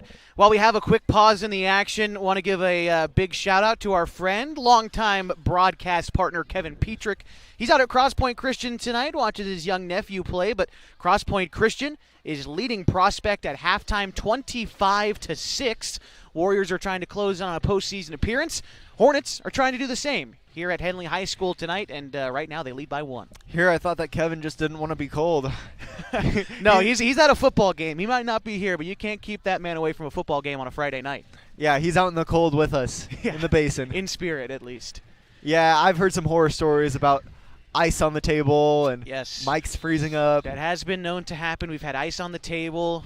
We've had all sorts of crazy, wild times. But that's football season for you. We love it. So for those of you who decided to stay home instead of braving the cold out here at Henley. I don't blame you. Yeah, exactly. I had the athletic director, Mr. Luke Hammond, tell me before the game he was worried attendance might be low because it's so cold and people can watch us. But it still looks like we got a pretty healthy contingent of fans out here Look at that. Henley. We're hurting their number, Josh. Another whistle on the play. I think Henley called their last timeout. They wanted to see how Marshfield lined up for this play. So now both teams out of timeouts. And there is going to be just under 4 seconds to go in the first half. That first quarter really flew by. It only took about 25 minutes, but now here we are about 40 minutes later, still in the second quarter. But that's to be expected. Game's going to slow down as it goes on because these teams are so tightly contested. Like I said, I expected more of an offensive showcase, but so far it's been the defenses that have stepped up in a big way, Walter. Yeah, it's almost like watching a chess match unfold. You've got the offensive coordinators looking for any small weakness in both sides of the defense, and it's just been fun to watch the trial and error from both of these offenses. We got to try something. Oh, that didn't work. We'll pass it. We'll run it. We'll try and keep them guessing, but still a low-scoring game here with 3 minutes and 9 seconds left until half. We'll see if there's any guesswork left up to Marshfield's final play, or if they just try to take a shot at the end zone. It will likely be the final play of the first half, and they trail by a single point. Yep, Marshfield will line up. Bunch formation on either side of the line. Niblett in the backfield. They'll send a man in motion. He rolls out to his left side, plants his feet. He's got time. Throws on the run in the back of the end zone, broken up by Shively. What a play. 7-6. The Hornets lead by 1. And this is halftime. This is Henley football on mybasin.com, 104.3 and 960 Sports. The best words you can hear tonight? Order ready for Susan. And if you hear those words at Abby's, you know it's going to be a legendary meal. Your pizza is loaded with toppings to the edge, premium ingredients, and real cheese. Yeah, baby. Gather with friends, play some video games, and watch the big game on TV. That's made Abby's a legendary pizza tradition for generations. And when you're ready to hear those magic words, Tom, your order's ready. you know where to go. You're always welcome at Abby's. As a parent of a high school athlete, I've given up trying to get pictures of my kid playing sports. It's nearly impossible to take pictures and enjoy the game. There is a solution, though. God's Gifts Photography attends high school sporting events in the Basin to take individual and team action photos at a great price. Search God's Gifts 2 on Facebook to learn more. They'll come and capture your athlete in action, creating those frameable lifelong memories so you can watch and just enjoy the moment. Call 541-281-2206 to get your athlete on their schedule. God's Gifts Photography. What are your goals? To get stronger, move better, feel healthier? Whatever you are aiming for, Harbor Isles is here to help you. They have brand new cardio and strength equipment. Harbor Isles offers indoor tennis courts, 4 indoor pickleball courts, energizing group classes, expert personal trainers, and a friendly, knowledgeable staff ready to guide you every step of the way. No matter what your goals are, Harbor Isles has everything you need to reach those goals. Stop by and see the difference for yourself. Harbor Isles, lose those reins and get your gains. It's time to reclaim your health and your autonomy. At Heartfelt OBGYN, they focus on you. Their evidence-based approach to care means fewer office visits and a targeted treatment plan to directly address your specific needs. They believe in solutions for their patients, not the industry's profit margin. The providers at Heartfelt OBGYN are committed to serving the community and giving back to the Basin. Find them at heartfeltobgyn.com. Heartfelt, because you deserve to be in control of your body and your informed choices.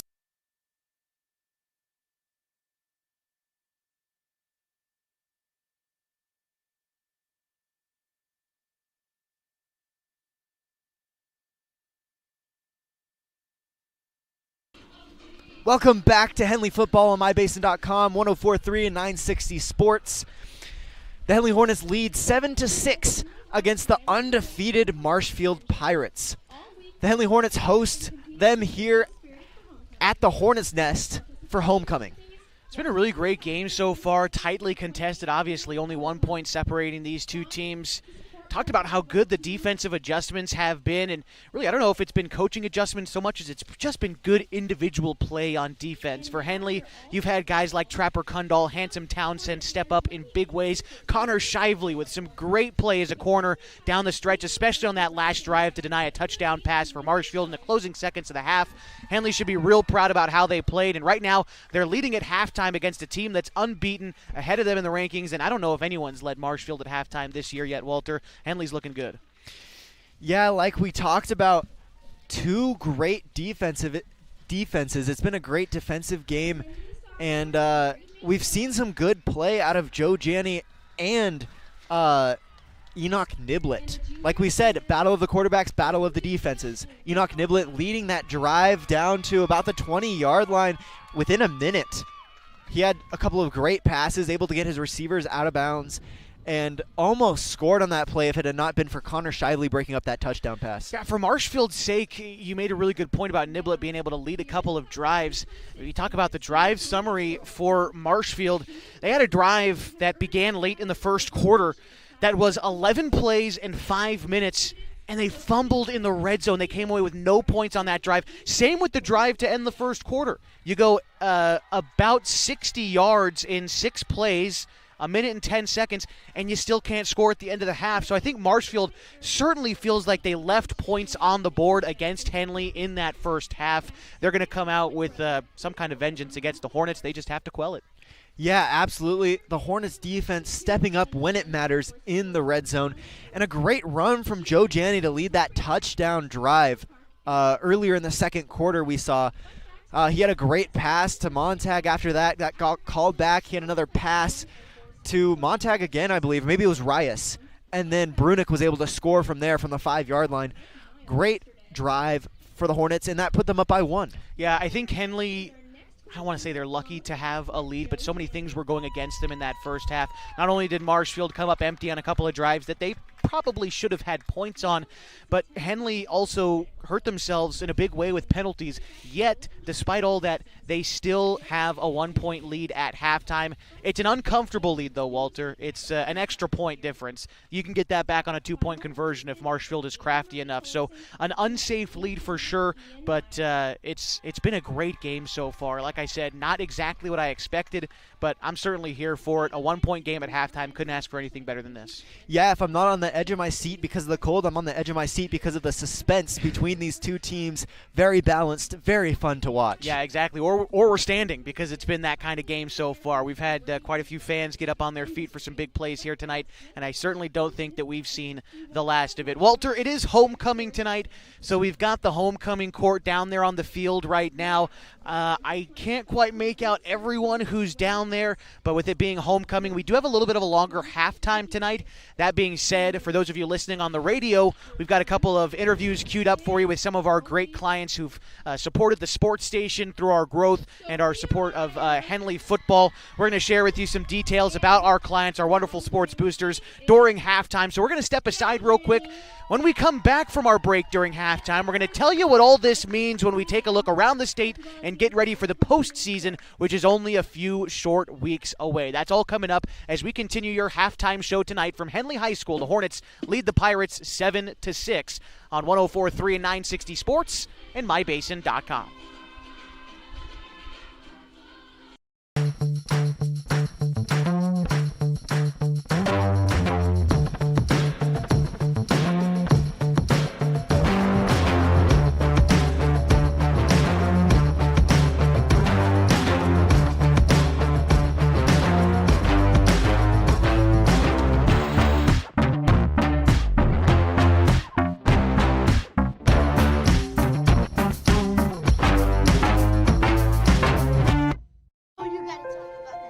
The innocence of youth.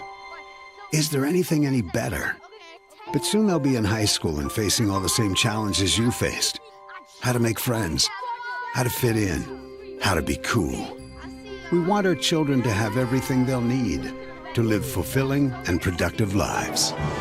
Make sure the kids in your family are among the more than 120,000 participants here in Oregon who take part in high school sports or activities. Pacific Power works day in and day out to power our communities because we know our neighbors rely on us. We're trimming and clearing branches around poles and lines, protecting our system, and giving you real-time updates when storms roll in. You can count on us in all seasons. 24/7, we're here for you. Powering your greatness. The cars we drive play an important part of our everyday.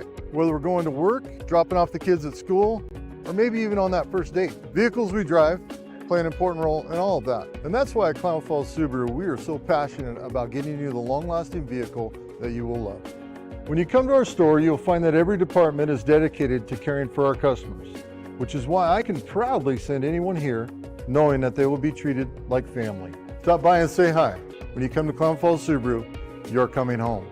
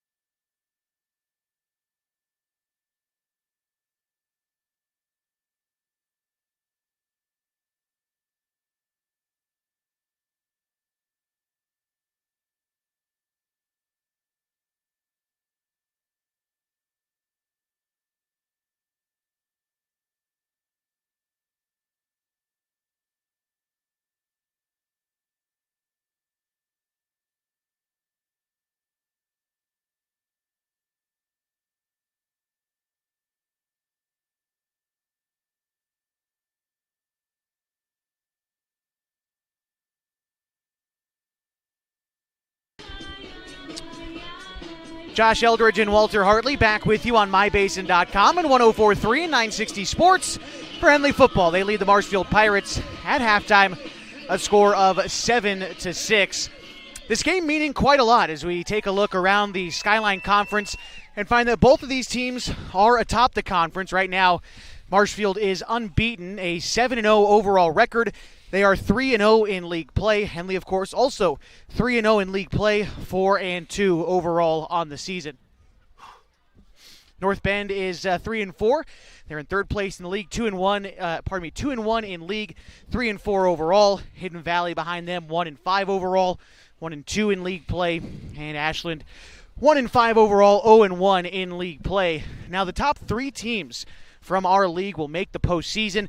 The OSAA has changed how the playoffs work a little bit this season. Typically, it's only the top two teams with a handful of at-large teams, but I think rightfully so. The OSAA is placing some importance on where you finish in your conference and allowing three teams from each conference, a fair balance with one at-large team is a fine adjustment, I think, for the OSAA to make, and so that's what they've done. And right now, Henley, Marshfield, and North Bend would be the teams that are tabbed to make it in the postseason. Now, who exactly they'll play, still very much up in the air.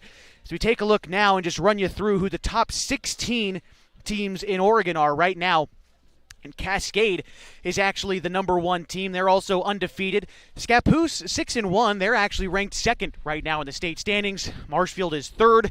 Tillamook is 4th. Henley is 5th. Estacada is 6th. Staten is 7th. Philomath is 8th. LeGrand is number 9. Sweet Home is number 10. Junction City is 11. Marist is 12. Seaside is 13. Baker is 14. Crescent Valley is 15, and North Bend is 16. So as you look at where all these teams kind of line up and how it might shake out, well, who's number 12? Well, right now, it's Marist Catholic.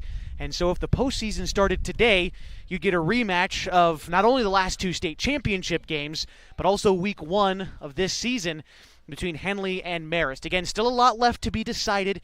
Both these teams still have tonight's game and one more game to go after that. But could be interesting to see how these playoffs all shake out for Henley. And the goal is to try and get 2 home playoff games. Yeah, absolutely. It'll be fun to cover them at home. They've got a great field here. They're used to playing on it.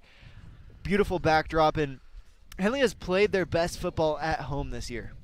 Yeah, unbeaten at home this year. Remember, they beat Marist here at home earlier in the season. Their other games against Ashland was another big win at home there for Henley. So they haven't had a lot of time at home this year.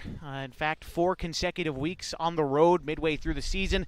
Some scheduling changes have made this only Henley's 3rd home game of the season, but at least so far, unbeaten at home. I think it's been good for them this year. I think it's been good for them to travel, play on turf some more. I think it'll prepare them for the postseason as they travel to play higher teams.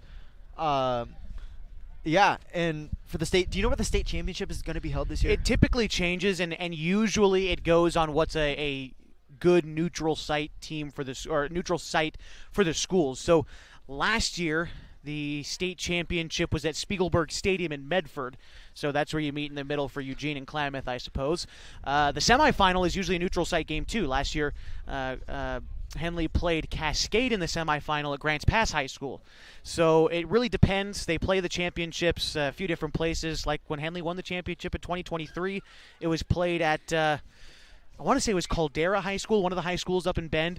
And so they change it around, but ultimately Henley will likely be playing on turf once the postseason begins. They typically move over to play to Mazama on their turf just to, as you said, get ready for having to play a semifinal and a championship game if they make it that far on turf. So they switch over to Mazama. Well, that makes sense. You got to practice how you play, especially in the postseason. Every little bit matters. And, well, so far it's been a great game for Henley. They're able to use this home field advantage so far against Marshfield. And it's been a fun game, very defensively minded. Yeah, 2 great quarterbacks going at it. Good receiving core for both teams. And some big boys on the front line for both of these teams. Shows why they're 1-2 in the Skyline Conference. Yeah, these are certainly the best 2 teams in the league. And we haven't seen Mazama play Henley yet. We have seen Mazama earlier in the season. It's the last team we've yet to see play the Hornets. But I think I can confidently say these are the best 2 teams in the league based off how close they're playing each other. And I hope that it stays this close, and I hope that we come out with the result that we're on right now with Henley on top. I love a close football game, but more than that, I love the home team winning. And tonight, that's the Henley Hornets, so they look to come away with the win. Walter, speaking of home teams winning, want to give a quick update up at Oregon Tech. The Hustlin' Owls are starting their season tonight. They're playing Southern Oregon in the Taco Bell tip-off game. It's not something you typically do, playing Southern Oregon in the first game of the season. Typically, you don't get to them until December or January, somewhere in there, but little first opening game action. And right now at halftime, Oregon Tech leads Southern Oregon 36-30. And this is with about 80% new players on that team for Tech. So if you want to check in on what's going on over there, if you're listening on the radio, all you got to do is turn that dial to 92.5 FM, and you'll be joined by Mike Safford on the call there, wrapping up Oregon Tech Hustlin' Owls basketball. They're also at halftime. Want to remind you some other football games happening for Basin teams this evening. And we'll start with Mazama, the other team in our conference. They are on the road at Ashland tonight. We've also got down in the 2A classification, Lost River playing St. Mary's this evening. And then tomorrow we've got Bonanza taking on Rogue River. We do have a score update from Prospect Charter playing Cross Point Christian. Last I heard from them was still halftime. It was Cross Point 25, Prospect 6. So that's about where we stand around the Basin. Be sure to keep your eyes on mybasin.com at the beginning of each week for our prep roundups, where we detail all of the football games, all the volleyball games, try to get you an update on prep soccer, and all that great stuff is right there on mybasin.com. But at halftime right now, it's the Henley Hornets who lead the Marshfield Pirates 7-6. The Pirates have emerged from the halftime locker room first. The Hornets are not far behind them here on homecoming night. We're going to step aside one more time on the halftime show. When we come back, we're ready for third quarter action on 104.3 and 960 Sports and on mybasin.com. Introducing Smith Bates Marcom Solutions, your trusted partner in marketing and communication. We specialize in crafting compelling campaigns, eye-catching graphics, and impactful branding materials. Smith Bates is like working with dependable friends. They always help us build our professional image. Through the innovative strategies that the team at Smith Bates suggested, we've been able to give the brand at Calor the boost that it desperately needed. Unlock your potential with Smith Bates Marcom Solutions. Hey, I'm Jason with Elevate Physical Therapy, Fitness, and Performance. Thanks for joining us. Elevate started in 2020 as a dream. I wanted to open up a clinic of my own, really had a heart and a passion to treat athletes of all ages, and got the opportunity to do it. And wow, this is what's happened.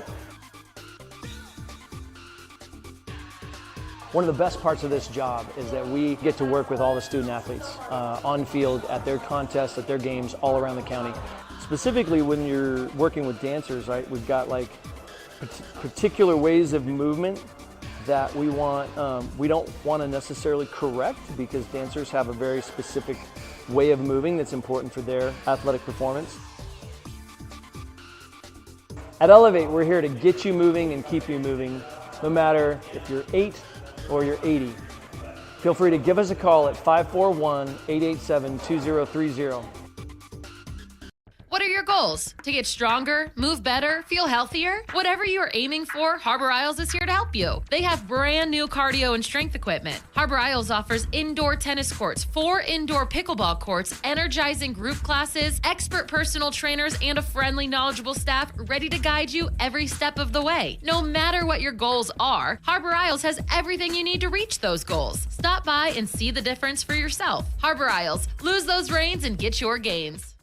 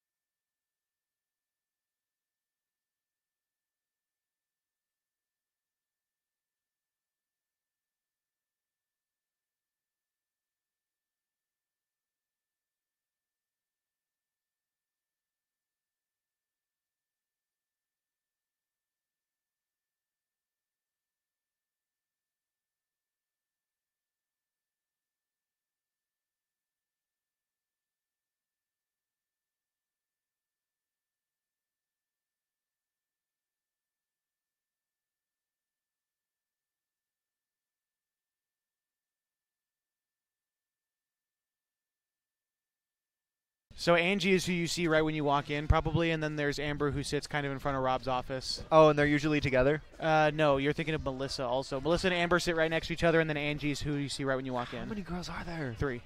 Oh, perfect. Yeah. I'll get them down. How many guys are there? There's JD, there's you. Rob, Scott. Who's Scott? There's 2 Scotts, actually. I don't know Scott.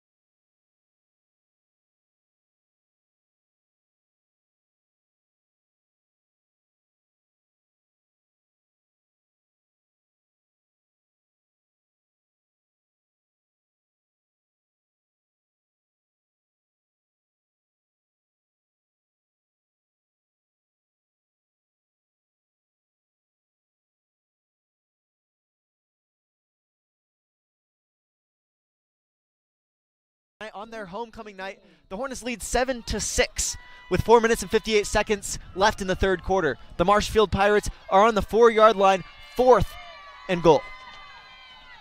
Niblett out of the gun, rolls out to the right side, looking downfield, decides to take it himself. Trapper Kundal makes the stop again on the 1-yard line. What a play for the Hornets. And that'll be a turnover on downs, and the Hornets will start at the 1-yard line. What did I say earlier, Walter? Individual greatness on defense for Henley tonight. Back-to-back huge plays for Trapper Kundal. Immaculate football there. You love to see it. And look, football is a team game. There's no denying that. But individually, Kundal is having a great night on the defensive end. And now he's out onto the field as well. Might be getting some touches out of the backfield. Henley starts it at their own 2. They have a long way to go. Yeah, what a save that was from Kundal. And Marshfield falls short again after a long drive. 12 plays, 6 minutes, no points. Wow. Janney in the end zone trucks a man to get up to the 8-yard line. That's where he's taken down. Wow, what a save. Almost a safety. Yeah, good job there by Janney just to try to create some distance between himself and the goal line. He's a dangerous man. Brunick checks into the game as well for Henley. Third quarter, 4.5 to go, 7-6 Henley leads. Their last drive was a 3-and-out. They were forced to punt. Before that, though, 8 plays and a touchdown. Again, Marshfield has just done a good job of staying on the field, trying to keep Henley's offense off the field. Hornets need to capitalize here. The Hornets line up with Kundal and Brunick in the backfield. Janney will take it himself, tries to spin out of a tackle, just gets up to around the 10-yard line. Gain of maybe about a couple feet. That'll bring up 3rd and 2 for the Hornets. I think I saw Lane Olson in on the tackle there for Marshfield Senior, 180. Good job by, I want to say it was Trapper throwing a block for Joe out of the backfield, but again, that linebacker for the Pirates just looming in just the right spot. And yeah, that was Olson who made the tackle, forcing 3rd and short. And the Hornets will line up with Montag and Baki out wide to the right. They've got Rias out wide to the left. Brunick and Kundal in the backfield with Janney. They'll hand that one off to Brunick. Up the middle to the 11-yard line, close to the first down marker. It's a dog pile out there. Yeah, hard to tell exactly. Again, though, Olson making the right play. He tried to blitz the right side and came up behind the play. And they're going to say Hornets were just short. 4th and about 1.5 feet here for Henley. Looks like they're keeping the offense out there late in the third quarter. This is where Coach Green is going to prove his worth as a decision maker. And a big-time play here in this football game. 4th and short, the Hornets backed up against their own goal line. 0 for 5 not on 3rd down conversions, 0 for 4 on 4th down conversions. They'll get a hard count. Offsides on the defense. I don't know if Coach Green even drew up a play. He said, let's try to get him offsides, and that time it worked. He was about as fired up as anybody for getting the Pirates to draw offsides there. So this will be a 1st down for the Hornets. Move the ball 5 yards. They've got it at the 15. A classic tactic used by the Hornets on 4th down and short like that. And they'll get it to work for them as Marshfield jumps. 1st down Hornets at around the 15-yard line. Janney lines up with Brunick and Kundal in the backfield with him. They'll hand it off to Kundal. Oh, it's a trick play to Baki. He's got no one in front of him. To the 45, to the 40. He's eventually brought down at the 38-yard line. What a play for the Hornets, a trick play. Wow. Open up the playbook, Coach Green. It was a pitch to Kundal and a really well-placed football downfield to Baki. He wasn't able to catch him in stride, but no one ever said Trapper was a quarterback. He still threw the ball, completed the pass. Big-time way to flip field position. The Hornets now have it in Pirates territory. About a 25-yard pass for Kundal. And Baki had all the separation in the world. That play was run to perfection. Would have liked to see a touchdown, but hey, big gain for the Hornets. And Janney takes the snap, hands that off to Brunick, up the middle. That's your meat and potatoes right there for the Hornets as they gain about 7 yards on that play. With 1 minute and 49 seconds left in the third quarter and running. Momentum has been something hard to seize in this game, but the Hornets are flirting with it right now. They are in the lead.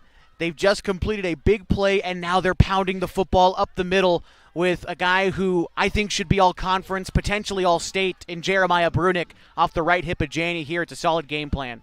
Brunick and Kundal accompany Janney in the backfield. They've got Kai Montag and Baki out to the right side. They'll put Rias in motion. That's who they'll hand it off to. Rias slipping, stumbling forward, just crosses the 30-yard line. Gain of about 1. That'll bring up 3rd and 2 for the Hornets. Yeah, good play call there, but right as Reyes tried to turn from going east to west to north to south, he lost his footing. No gain on that play, but I like the call from Henley. They're opening up the playbook a little bit as we get down into the late parts of this game, trying to put it away with a little bit of creativity. We'll see what they've got in the back pocket for 3rd down. All right, so they'll line up with Montag and Baki out to the left side, Rias out to the right side. They've got Janney with Brunick on his left hip and Kundal on his right hip. Fake handoff. Janney plants his feet to Montag up the left side to the 12-yard line. Big gain for the Hornets. That's a 1st down, and they'll be in red zone. That little play-action pass to Montag in the flat has been money tonight. He's able to catch that pass and then run his way upfield.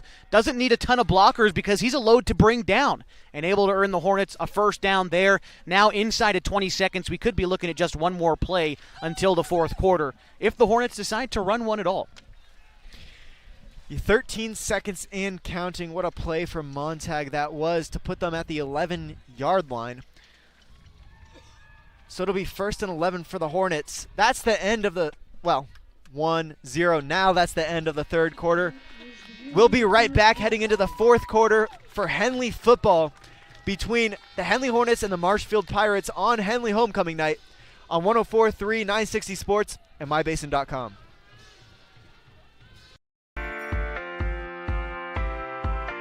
At GINO'S on East Main Street, we're always ready for sports season. And now is a perfect time to connect with us. We're open every morning at 6:30, serving simply good food for your breakfast, lunch, and dinner. We offer breakfast burritos and burgers all day, Italian family recipes, monthly specials, amazing desserts, and of course, your choice of cold or hot beverages. Call 884-6474 right now to place a food order for pickup or use DoorDash delivery. Or best of all, come dine in with us. GINO'S on East Main, simply good food. Check out our full menu and all our activities at iloveginos.com. GINO'S on East Main, simply good food.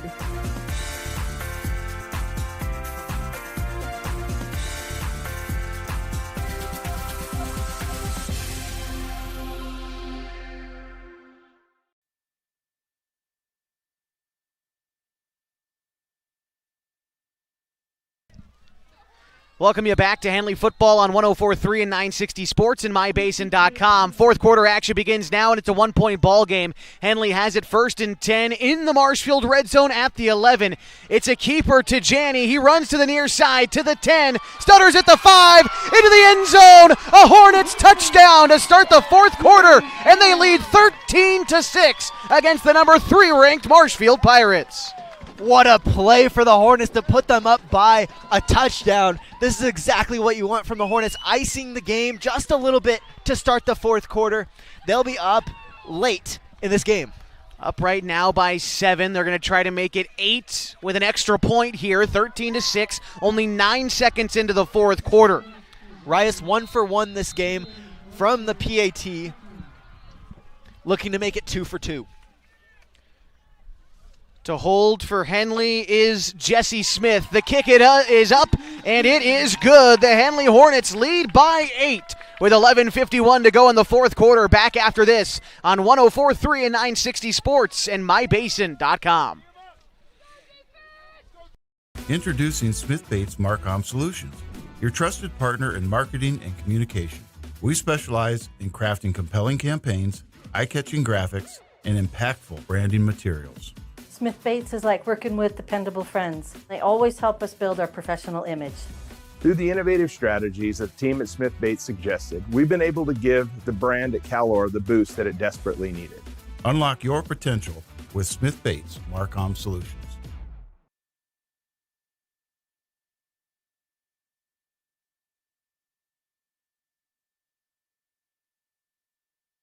11:51 to go in the fourth quarter. Henley leads 14-6, capping off a 10-play drive. It took them 98 yards and just over 5 minutes to make it a 14-6 ball game. That was the perfect drive that Henley needed. Quite a bit of time off the clock, a bunch of plays, and they're in control, still only by a score. And Marshfield set to get the ball back. They look like they might be anticipating an onside kick here from the Hornets. Yeah, Janney went from end zone to end zone, starting at the 2-yard line, snapping it into the end zone, running it out to get some space between him and his own end zone. And then at the end of that drive, he ran into the end zone. It was like coast to coast. 11-yard rush for Janney on that touchdown rush. Now the kick is off for the Pirates. Into the wind. It is fielded in the end zone, and that will be a touchback. Marshfield forced to start at their own 20. Walter, last drive for Marshfield, 12 plays, about 6 minutes, no points. That's the second time this has happened to them. Take you back to the end of the first quarter, 10 plays, 5 minutes again, and no points. The Pirates have certainly left points on the field in this game, and now with the clock up against them, you don't know how many drives you're going to get left. It's still only a one-score game. The Pirates need points here for their sake. Yeah, Marshfield can't help but feel like they should be up right now.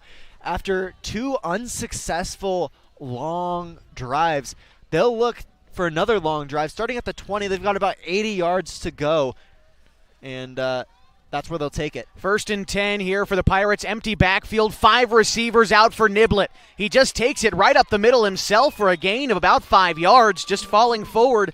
It'll bring up 2nd down for the Pirates.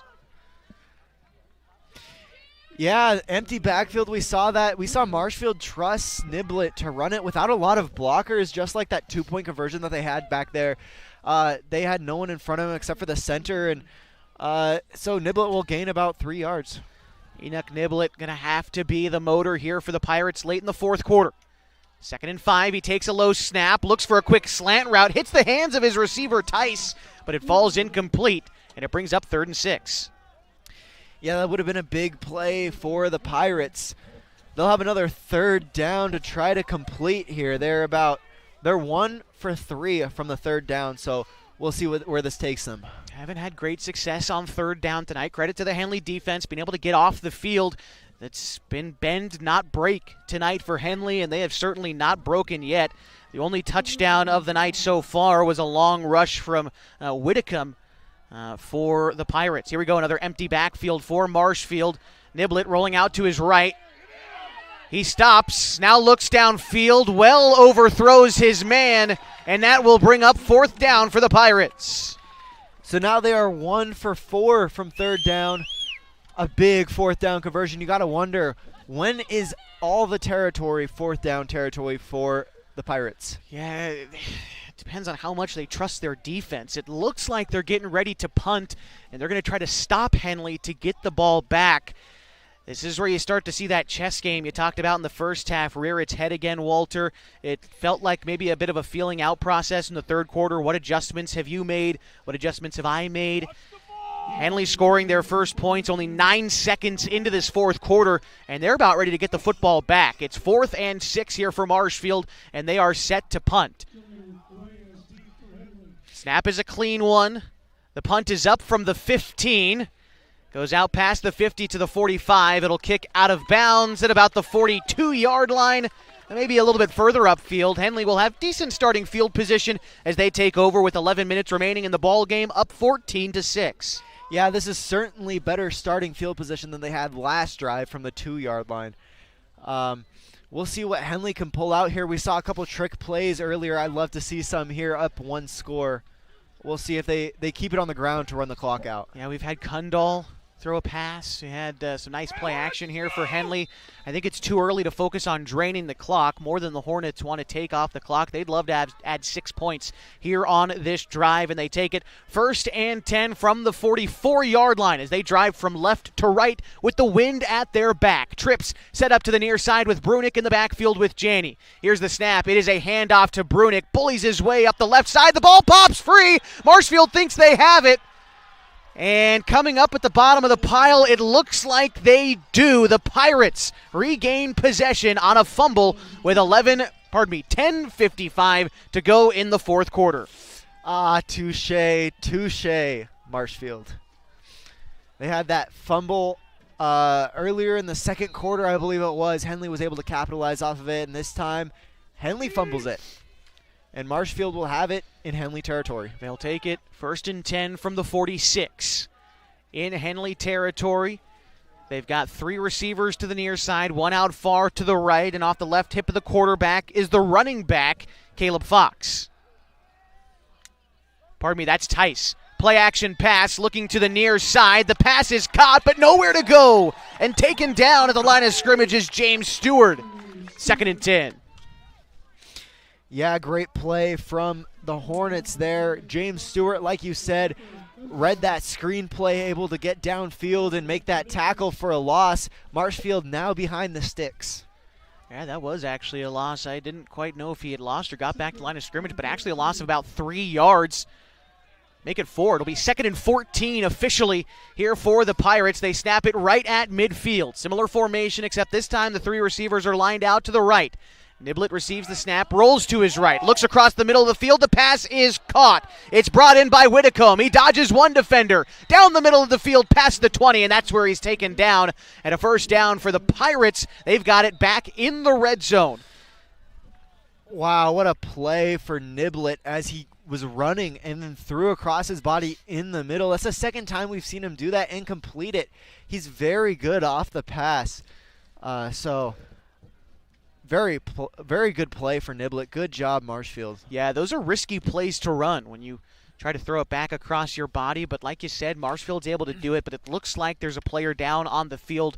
We're going to step aside as they sort things out, and we'll be right back in just a moment. 10 minutes to go in the fourth quarter. Henley leads 14-6 on 104.3 and 960 Sports and MyBasin.com. The innocence of youth. Is there anything any better? But soon they'll be in high school and facing all the same challenges you faced. How to make friends, how to fit in, how to be cool. We want our children to have everything they'll need to live fulfilling and productive lives. Make sure the kids in your family are among the more than 120,000 participants here in Oregon who take part in high school sports or activities.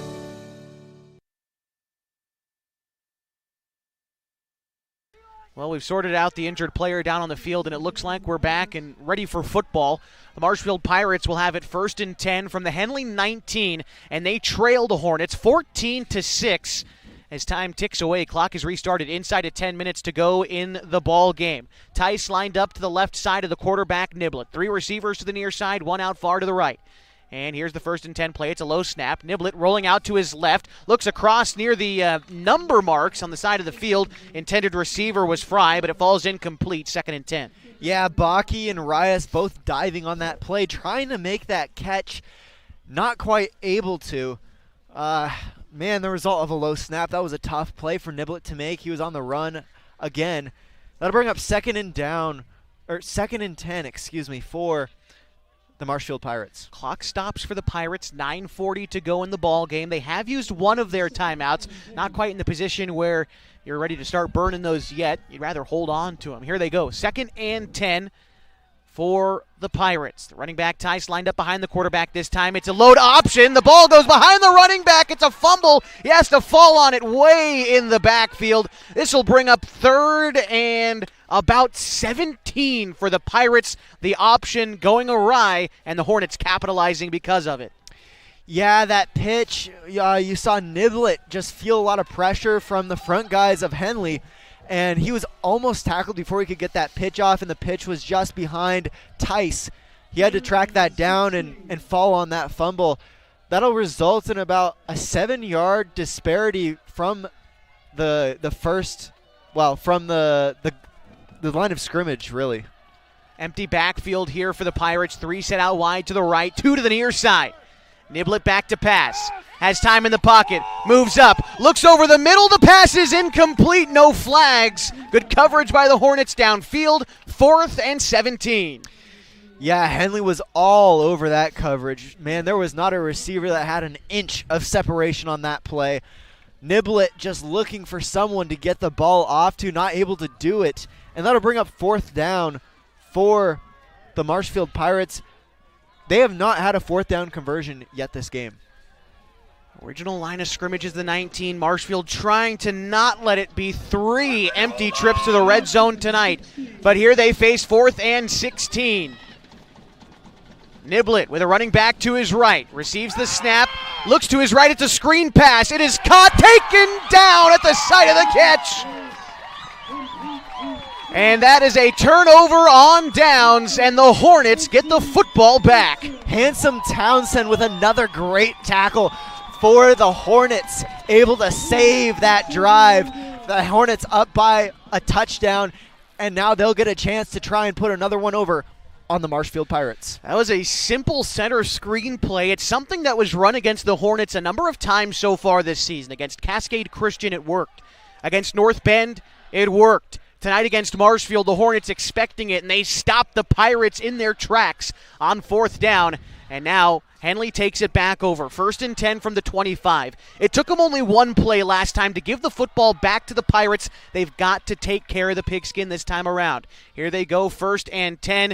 It is a keeper for Janney. Gets behind his blockers, bounces off a defender, stays on his feet, and falls forward for a gain of 6. And it'll bring up 2nd down for the Hornets. Yeah, great play there for the track star and quarterback Janney. Oh, no. Looks like he's limping a little bit again. Comes up with a little bit of a limp on the left foot. Same ankle as last time. I think we're going to get an injury timeout, perhaps. Can we call for one? Clock is still running. They're going to sub. They're keeping Janney in. Clock continues to tick away. 8:21 to go.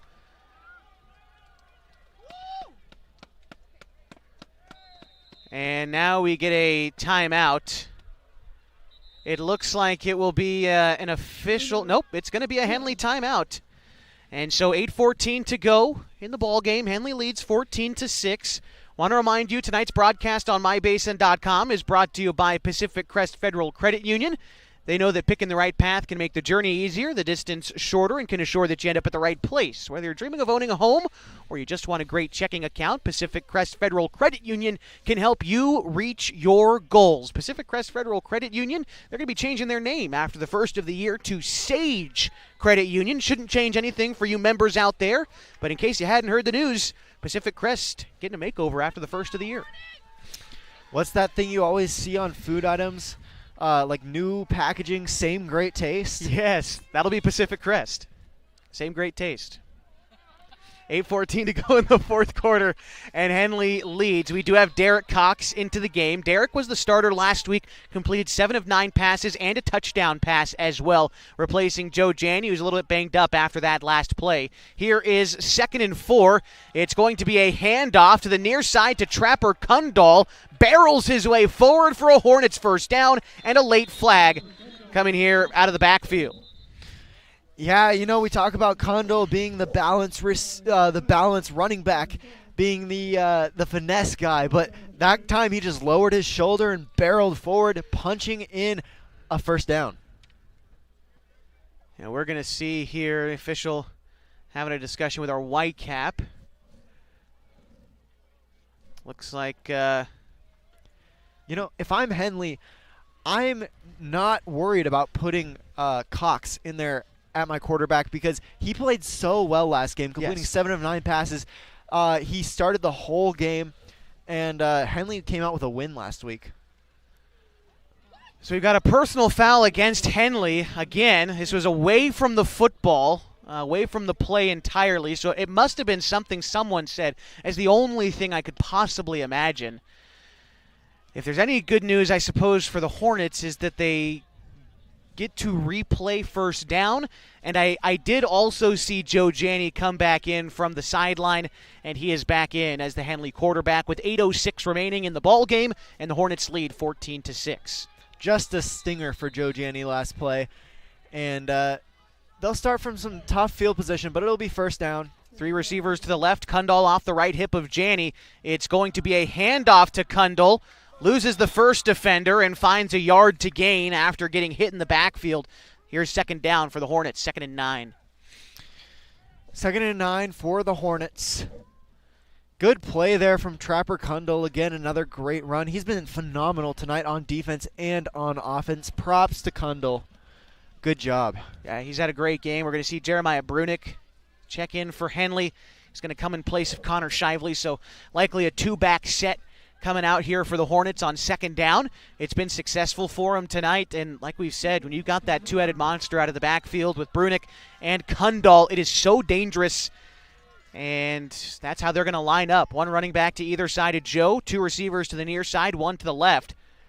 Watch out that right side blitz for Marshfield. It's going to be a play-action pass. Janney moves up in the pocket, has room at the 25, to the near sideline at the 30, to the 35, at the 40, to the 45, before being pushed out of bounds. Joe flex on him a little bit, young man. That's a gain of 25 and a Hornets first down.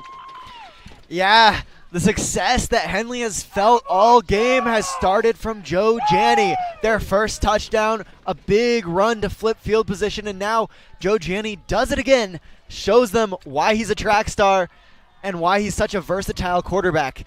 Brings them up to the 48-yard line. 1st and 10, Henley. They get on the football at the 48. Still in their own territory as they drive from left to right inside of 7 minutes to go now in the ball game at a 14-6 lead for the Hornets. Similar formation here for Henley. Janney's going to hand it off to Kundal. Tries to find some room on the right side. Switches to the left side before falling down about 3 yards upfield, maybe a little bit less. He got to the 50. That's where he's brought down. Second down here looming for Henley. Yeah, it looked like he tried to hit his hole, bounced it outside. Someone caught his shoelace, just his ankle. He looked for it to be there, wasn't there. Ended up falling down at around the 50-yard line. So it'll be 2nd and 6 officially. That's what it reads on the scoreboard here at Hill O'Brien Field on the campus of Henley High School. Hornets will have it right at midfield, and again the same formation. Reyes set out to the left side, 2 receivers to the near side, and 2 backs with Janney. It's a handoff to Kundal, comes to the near side on the sweep, gets to the 45, switches positions to about the 47. Far side official looks like he's got it. I think the near side official is lined up there too, but this depends on the spot. He's very close to the marker here. Yeah, he just cut it upfield. Great run. Ended in a dog pile. The far side says he's got it, but and they do have it. First down, Hornets. The ref that placed the ball placed it behind the first down marker, and yet they still got the first down. Yeah, like I said, a lot of that came down to the spot. The far side official deciding to move the sticks there based off of the placement of the football. So here we go. Henley has it 1st and 10, driving into Pirates territory at about the 44-yard line. Clock continues to tick away. 5:40 remaining in this one, and still a 1-score ball game. Same formation here for the Hornets. They're sticking with old reliable, and they hand it to Kundal. He's been reliable tonight. Gets to the 40, down at the 35, and I think he lost his helmet. That means Kundal's going to have to come out for this game, but he pops right back up. No harm. It'll be 2nd and short here for Henley. Kundal fired up after that run, and rightfully so. He hit that hole hard.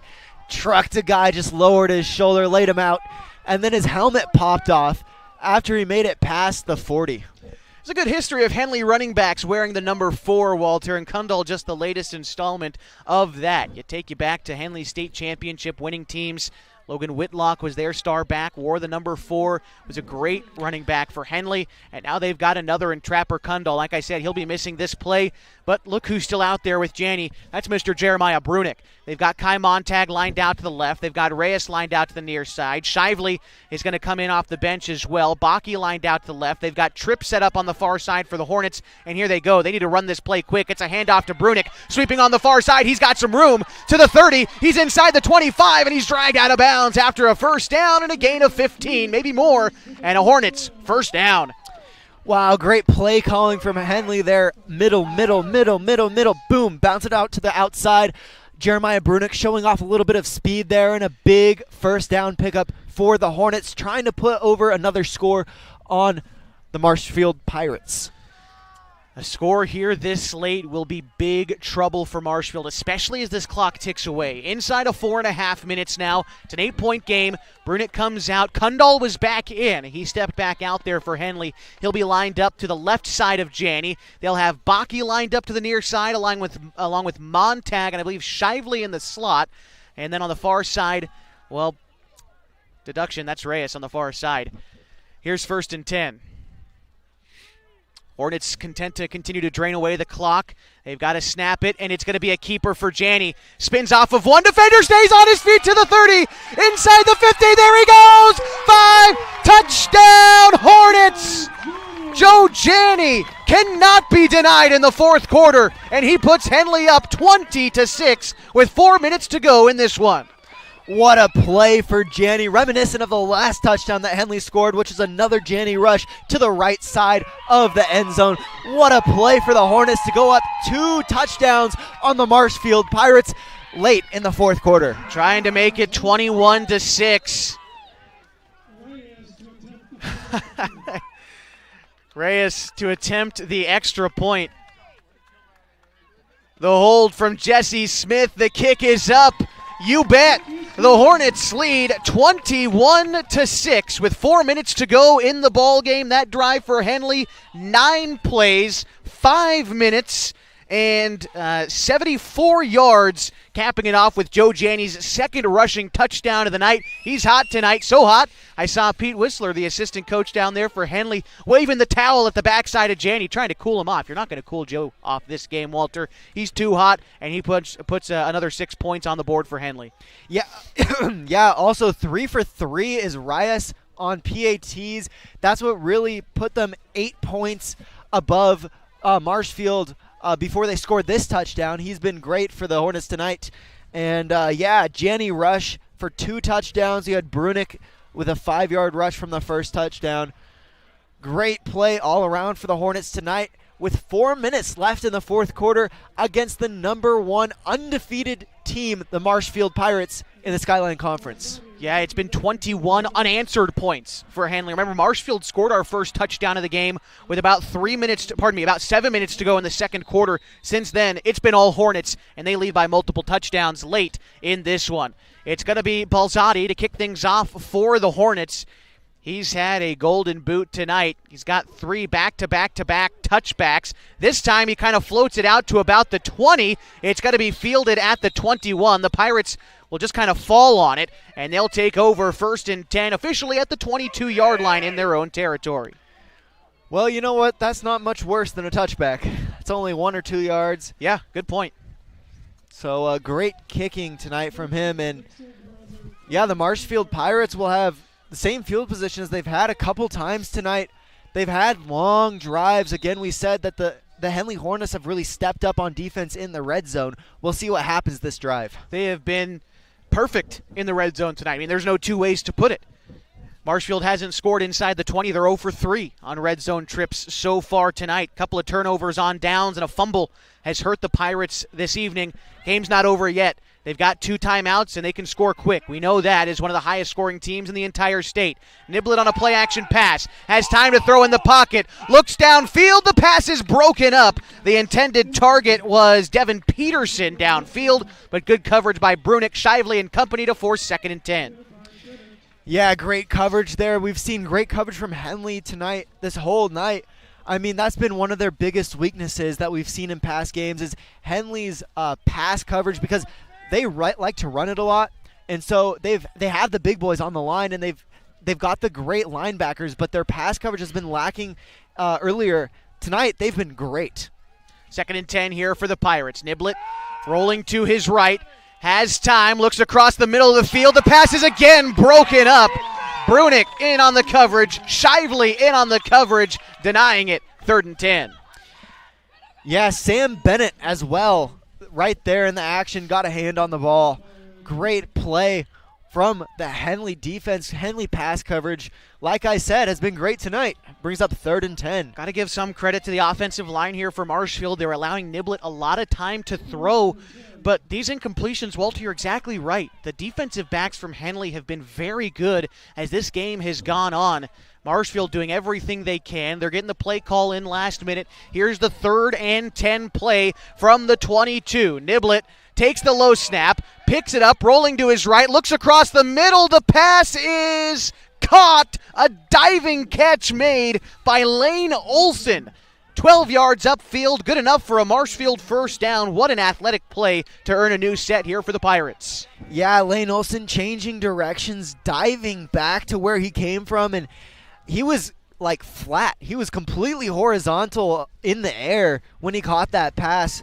A great athletic play for Marshfield as they try to keep hopes alive. Clock continues to run, though, running against them. 3:30 to go in the ball game, and they have it 1st and 10 from the 35. Niblett on a quick pass, and the flat is incomplete, overthrowing his man to the near side. Luke Fry, the senior, had to leap for it. Doesn't come down with it. 2nd and 10. Yeah, exactly like you said. Just a simple kind of screen play, wheel route type play there, and overthrew him. Put a little bit too much mustard on that throw, as you like to say. Yeah, I do like to say that.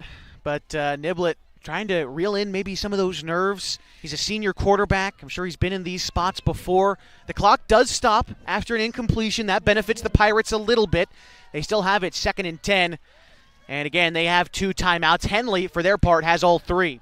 Niblett alone in the backfield, 5 receivers. It's a draw designed for him, and he's brought down from behind, but not before gaining 11 yards and a Pirates first down.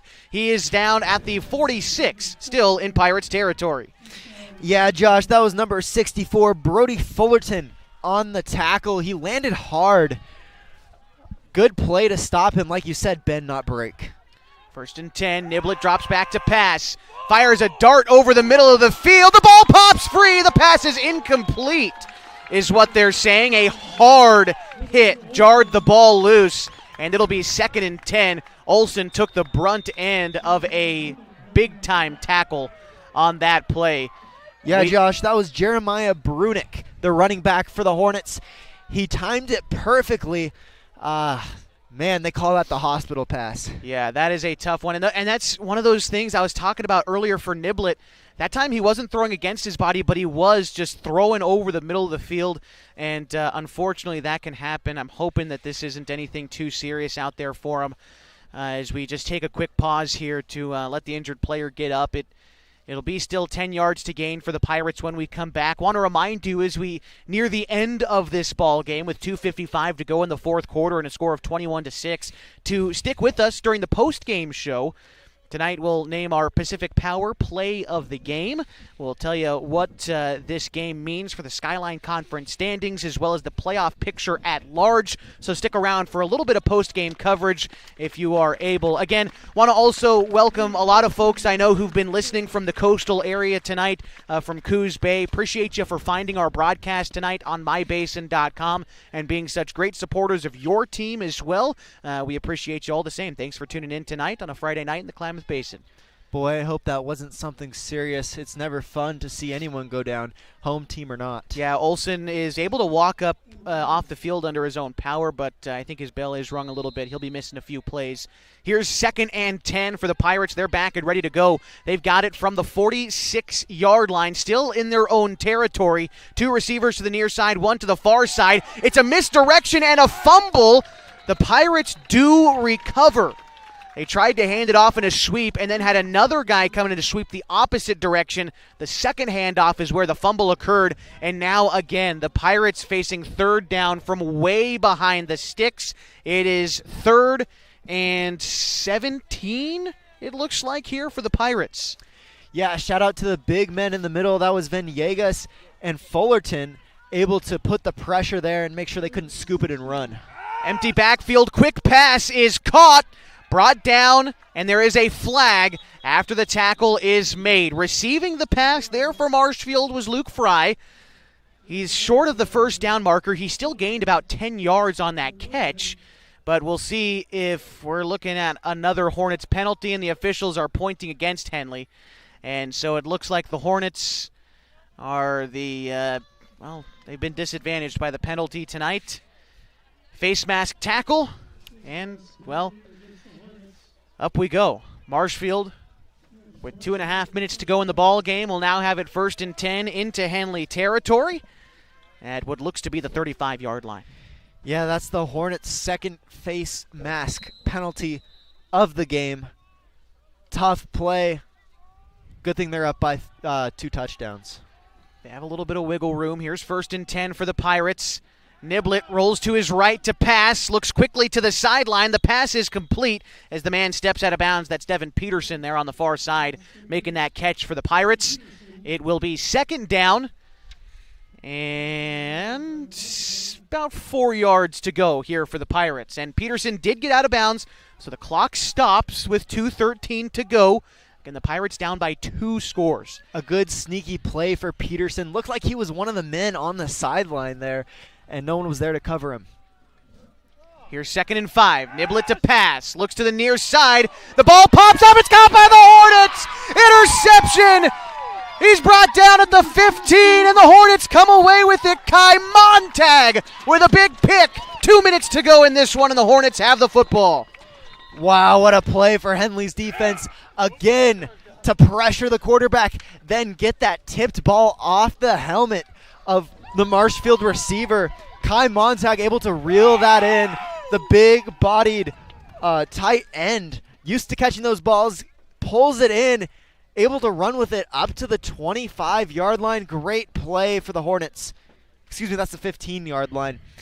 Great play to get the ball back, and I assume they'll just try to run out the clock. Yeah, the clock is the last thing to beat here for the Hornets, up by multiple scores and 2 minutes to go. That's the 3rd turnover tonight for Marshfield compared to only 1 so far for Henley. And so that has been the real kicker, at least here in the second half. And it's allowed Henley to separate themselves as they close in on a big homecoming victory. Still 124 seconds separate themselves from that win. It's a handoff up the middle and taken down maybe for a loss of 1 on that carry. I believe that was Brunick on the handle for Henley. Nope, pardon me, that was Kundal. Regardless, backwards 1 yard, 2nd down on the way. Yeah, they've liked Kundal tonight a lot. Handing it off to him. Him and Brunick bounce back and forth from being running back number 1. Like we said, they have different skill sets. They both do both well. And they'll run out the clock here with 1 minute and 30 seconds and counting. Another handoff to Kundal. Goes along the right side there, no gain. And a flag after the fact as well.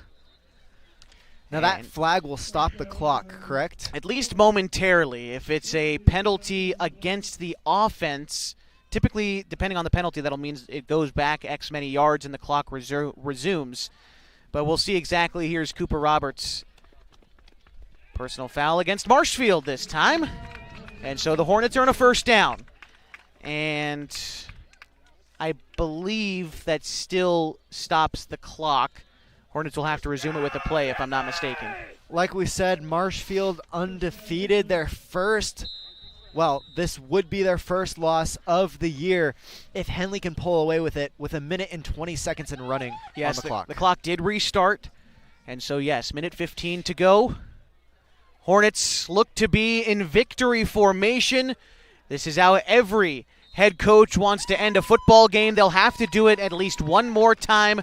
Marshfield, no calling a timeout here. The Pirates will not be waving the Jolly Roger tonight. They will be waving the white flag late in the 4th quarter. The Hornets are going to come away with a victory after one more knee taken by the state champion track and field star for the Hornets, Joe Janney.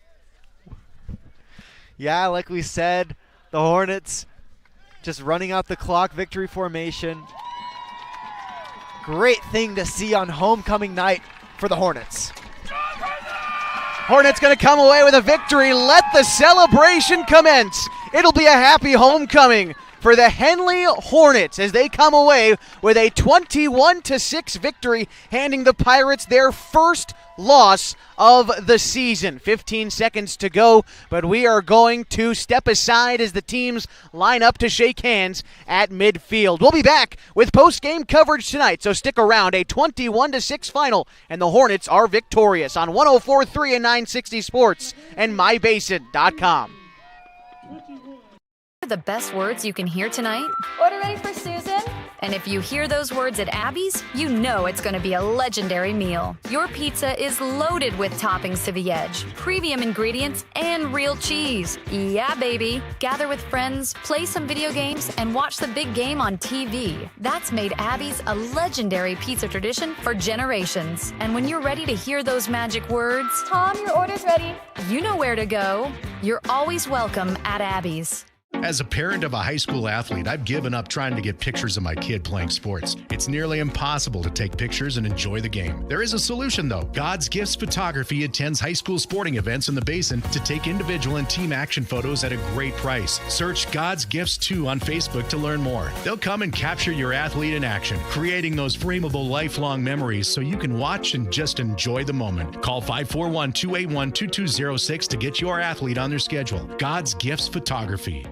What are your goals? To get stronger, move better, feel healthier? Whatever you are aiming for, Harbor Isles is here to help you. They have brand new cardio and strength equipment. Harbor Isles offers indoor tennis courts, 4 indoor pickleball courts, energizing group classes, expert personal trainers, and a friendly, knowledgeable staff ready to guide you every step of the way. No matter what your goals are, Harbor Isles has everything you need to reach those goals. Stop by and see the difference for yourself. Harbor Isles, lose those reins and get your gains. It's time to reclaim your health and your autonomy. At Heartfelt OBGYN, they focus on you. Their evidence-based approach to care means fewer office visits and a targeted treatment plan to directly address your specific needs. They believe in solutions for their patients, not the industry's profit margin. The providers at Heartfelt OBGYN are committed to serving the community and giving back to the Basin. Find them at heartfeltobgyn.com. Heartfelt, because you deserve to be in control of your body and your informed choices.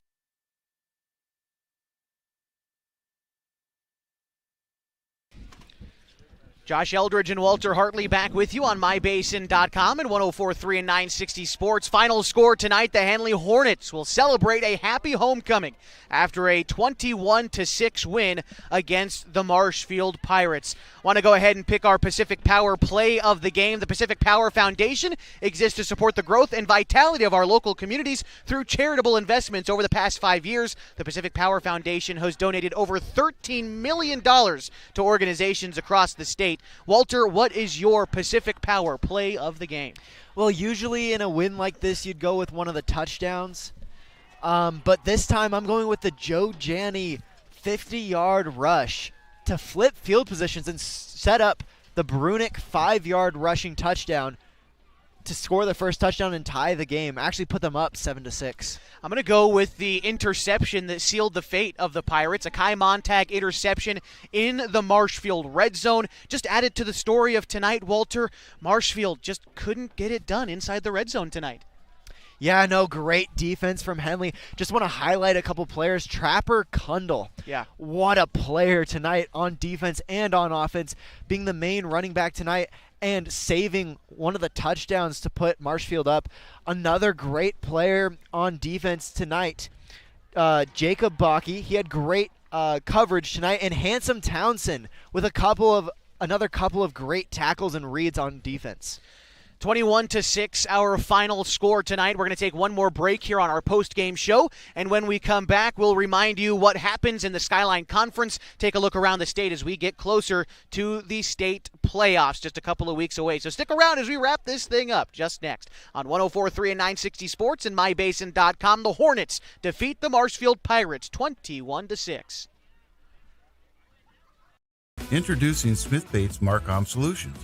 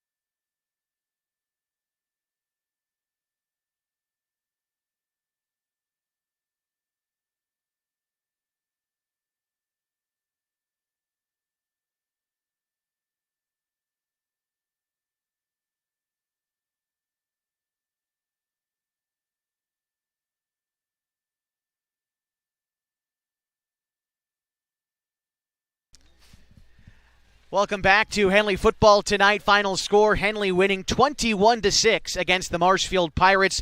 For this win, Henley improves on the season to 5-2, 4-0 in conference play. The Marshfield Pirates fall to 7-1 overall, 3-1 in conference play. This win puts Henley atop the Skyline Conference with 1 week to play. It'll be against their rival next week, the Mazama Vikings, for a chance at a league championship. Walter, against your rival for a league championship, doesn't get much better than that.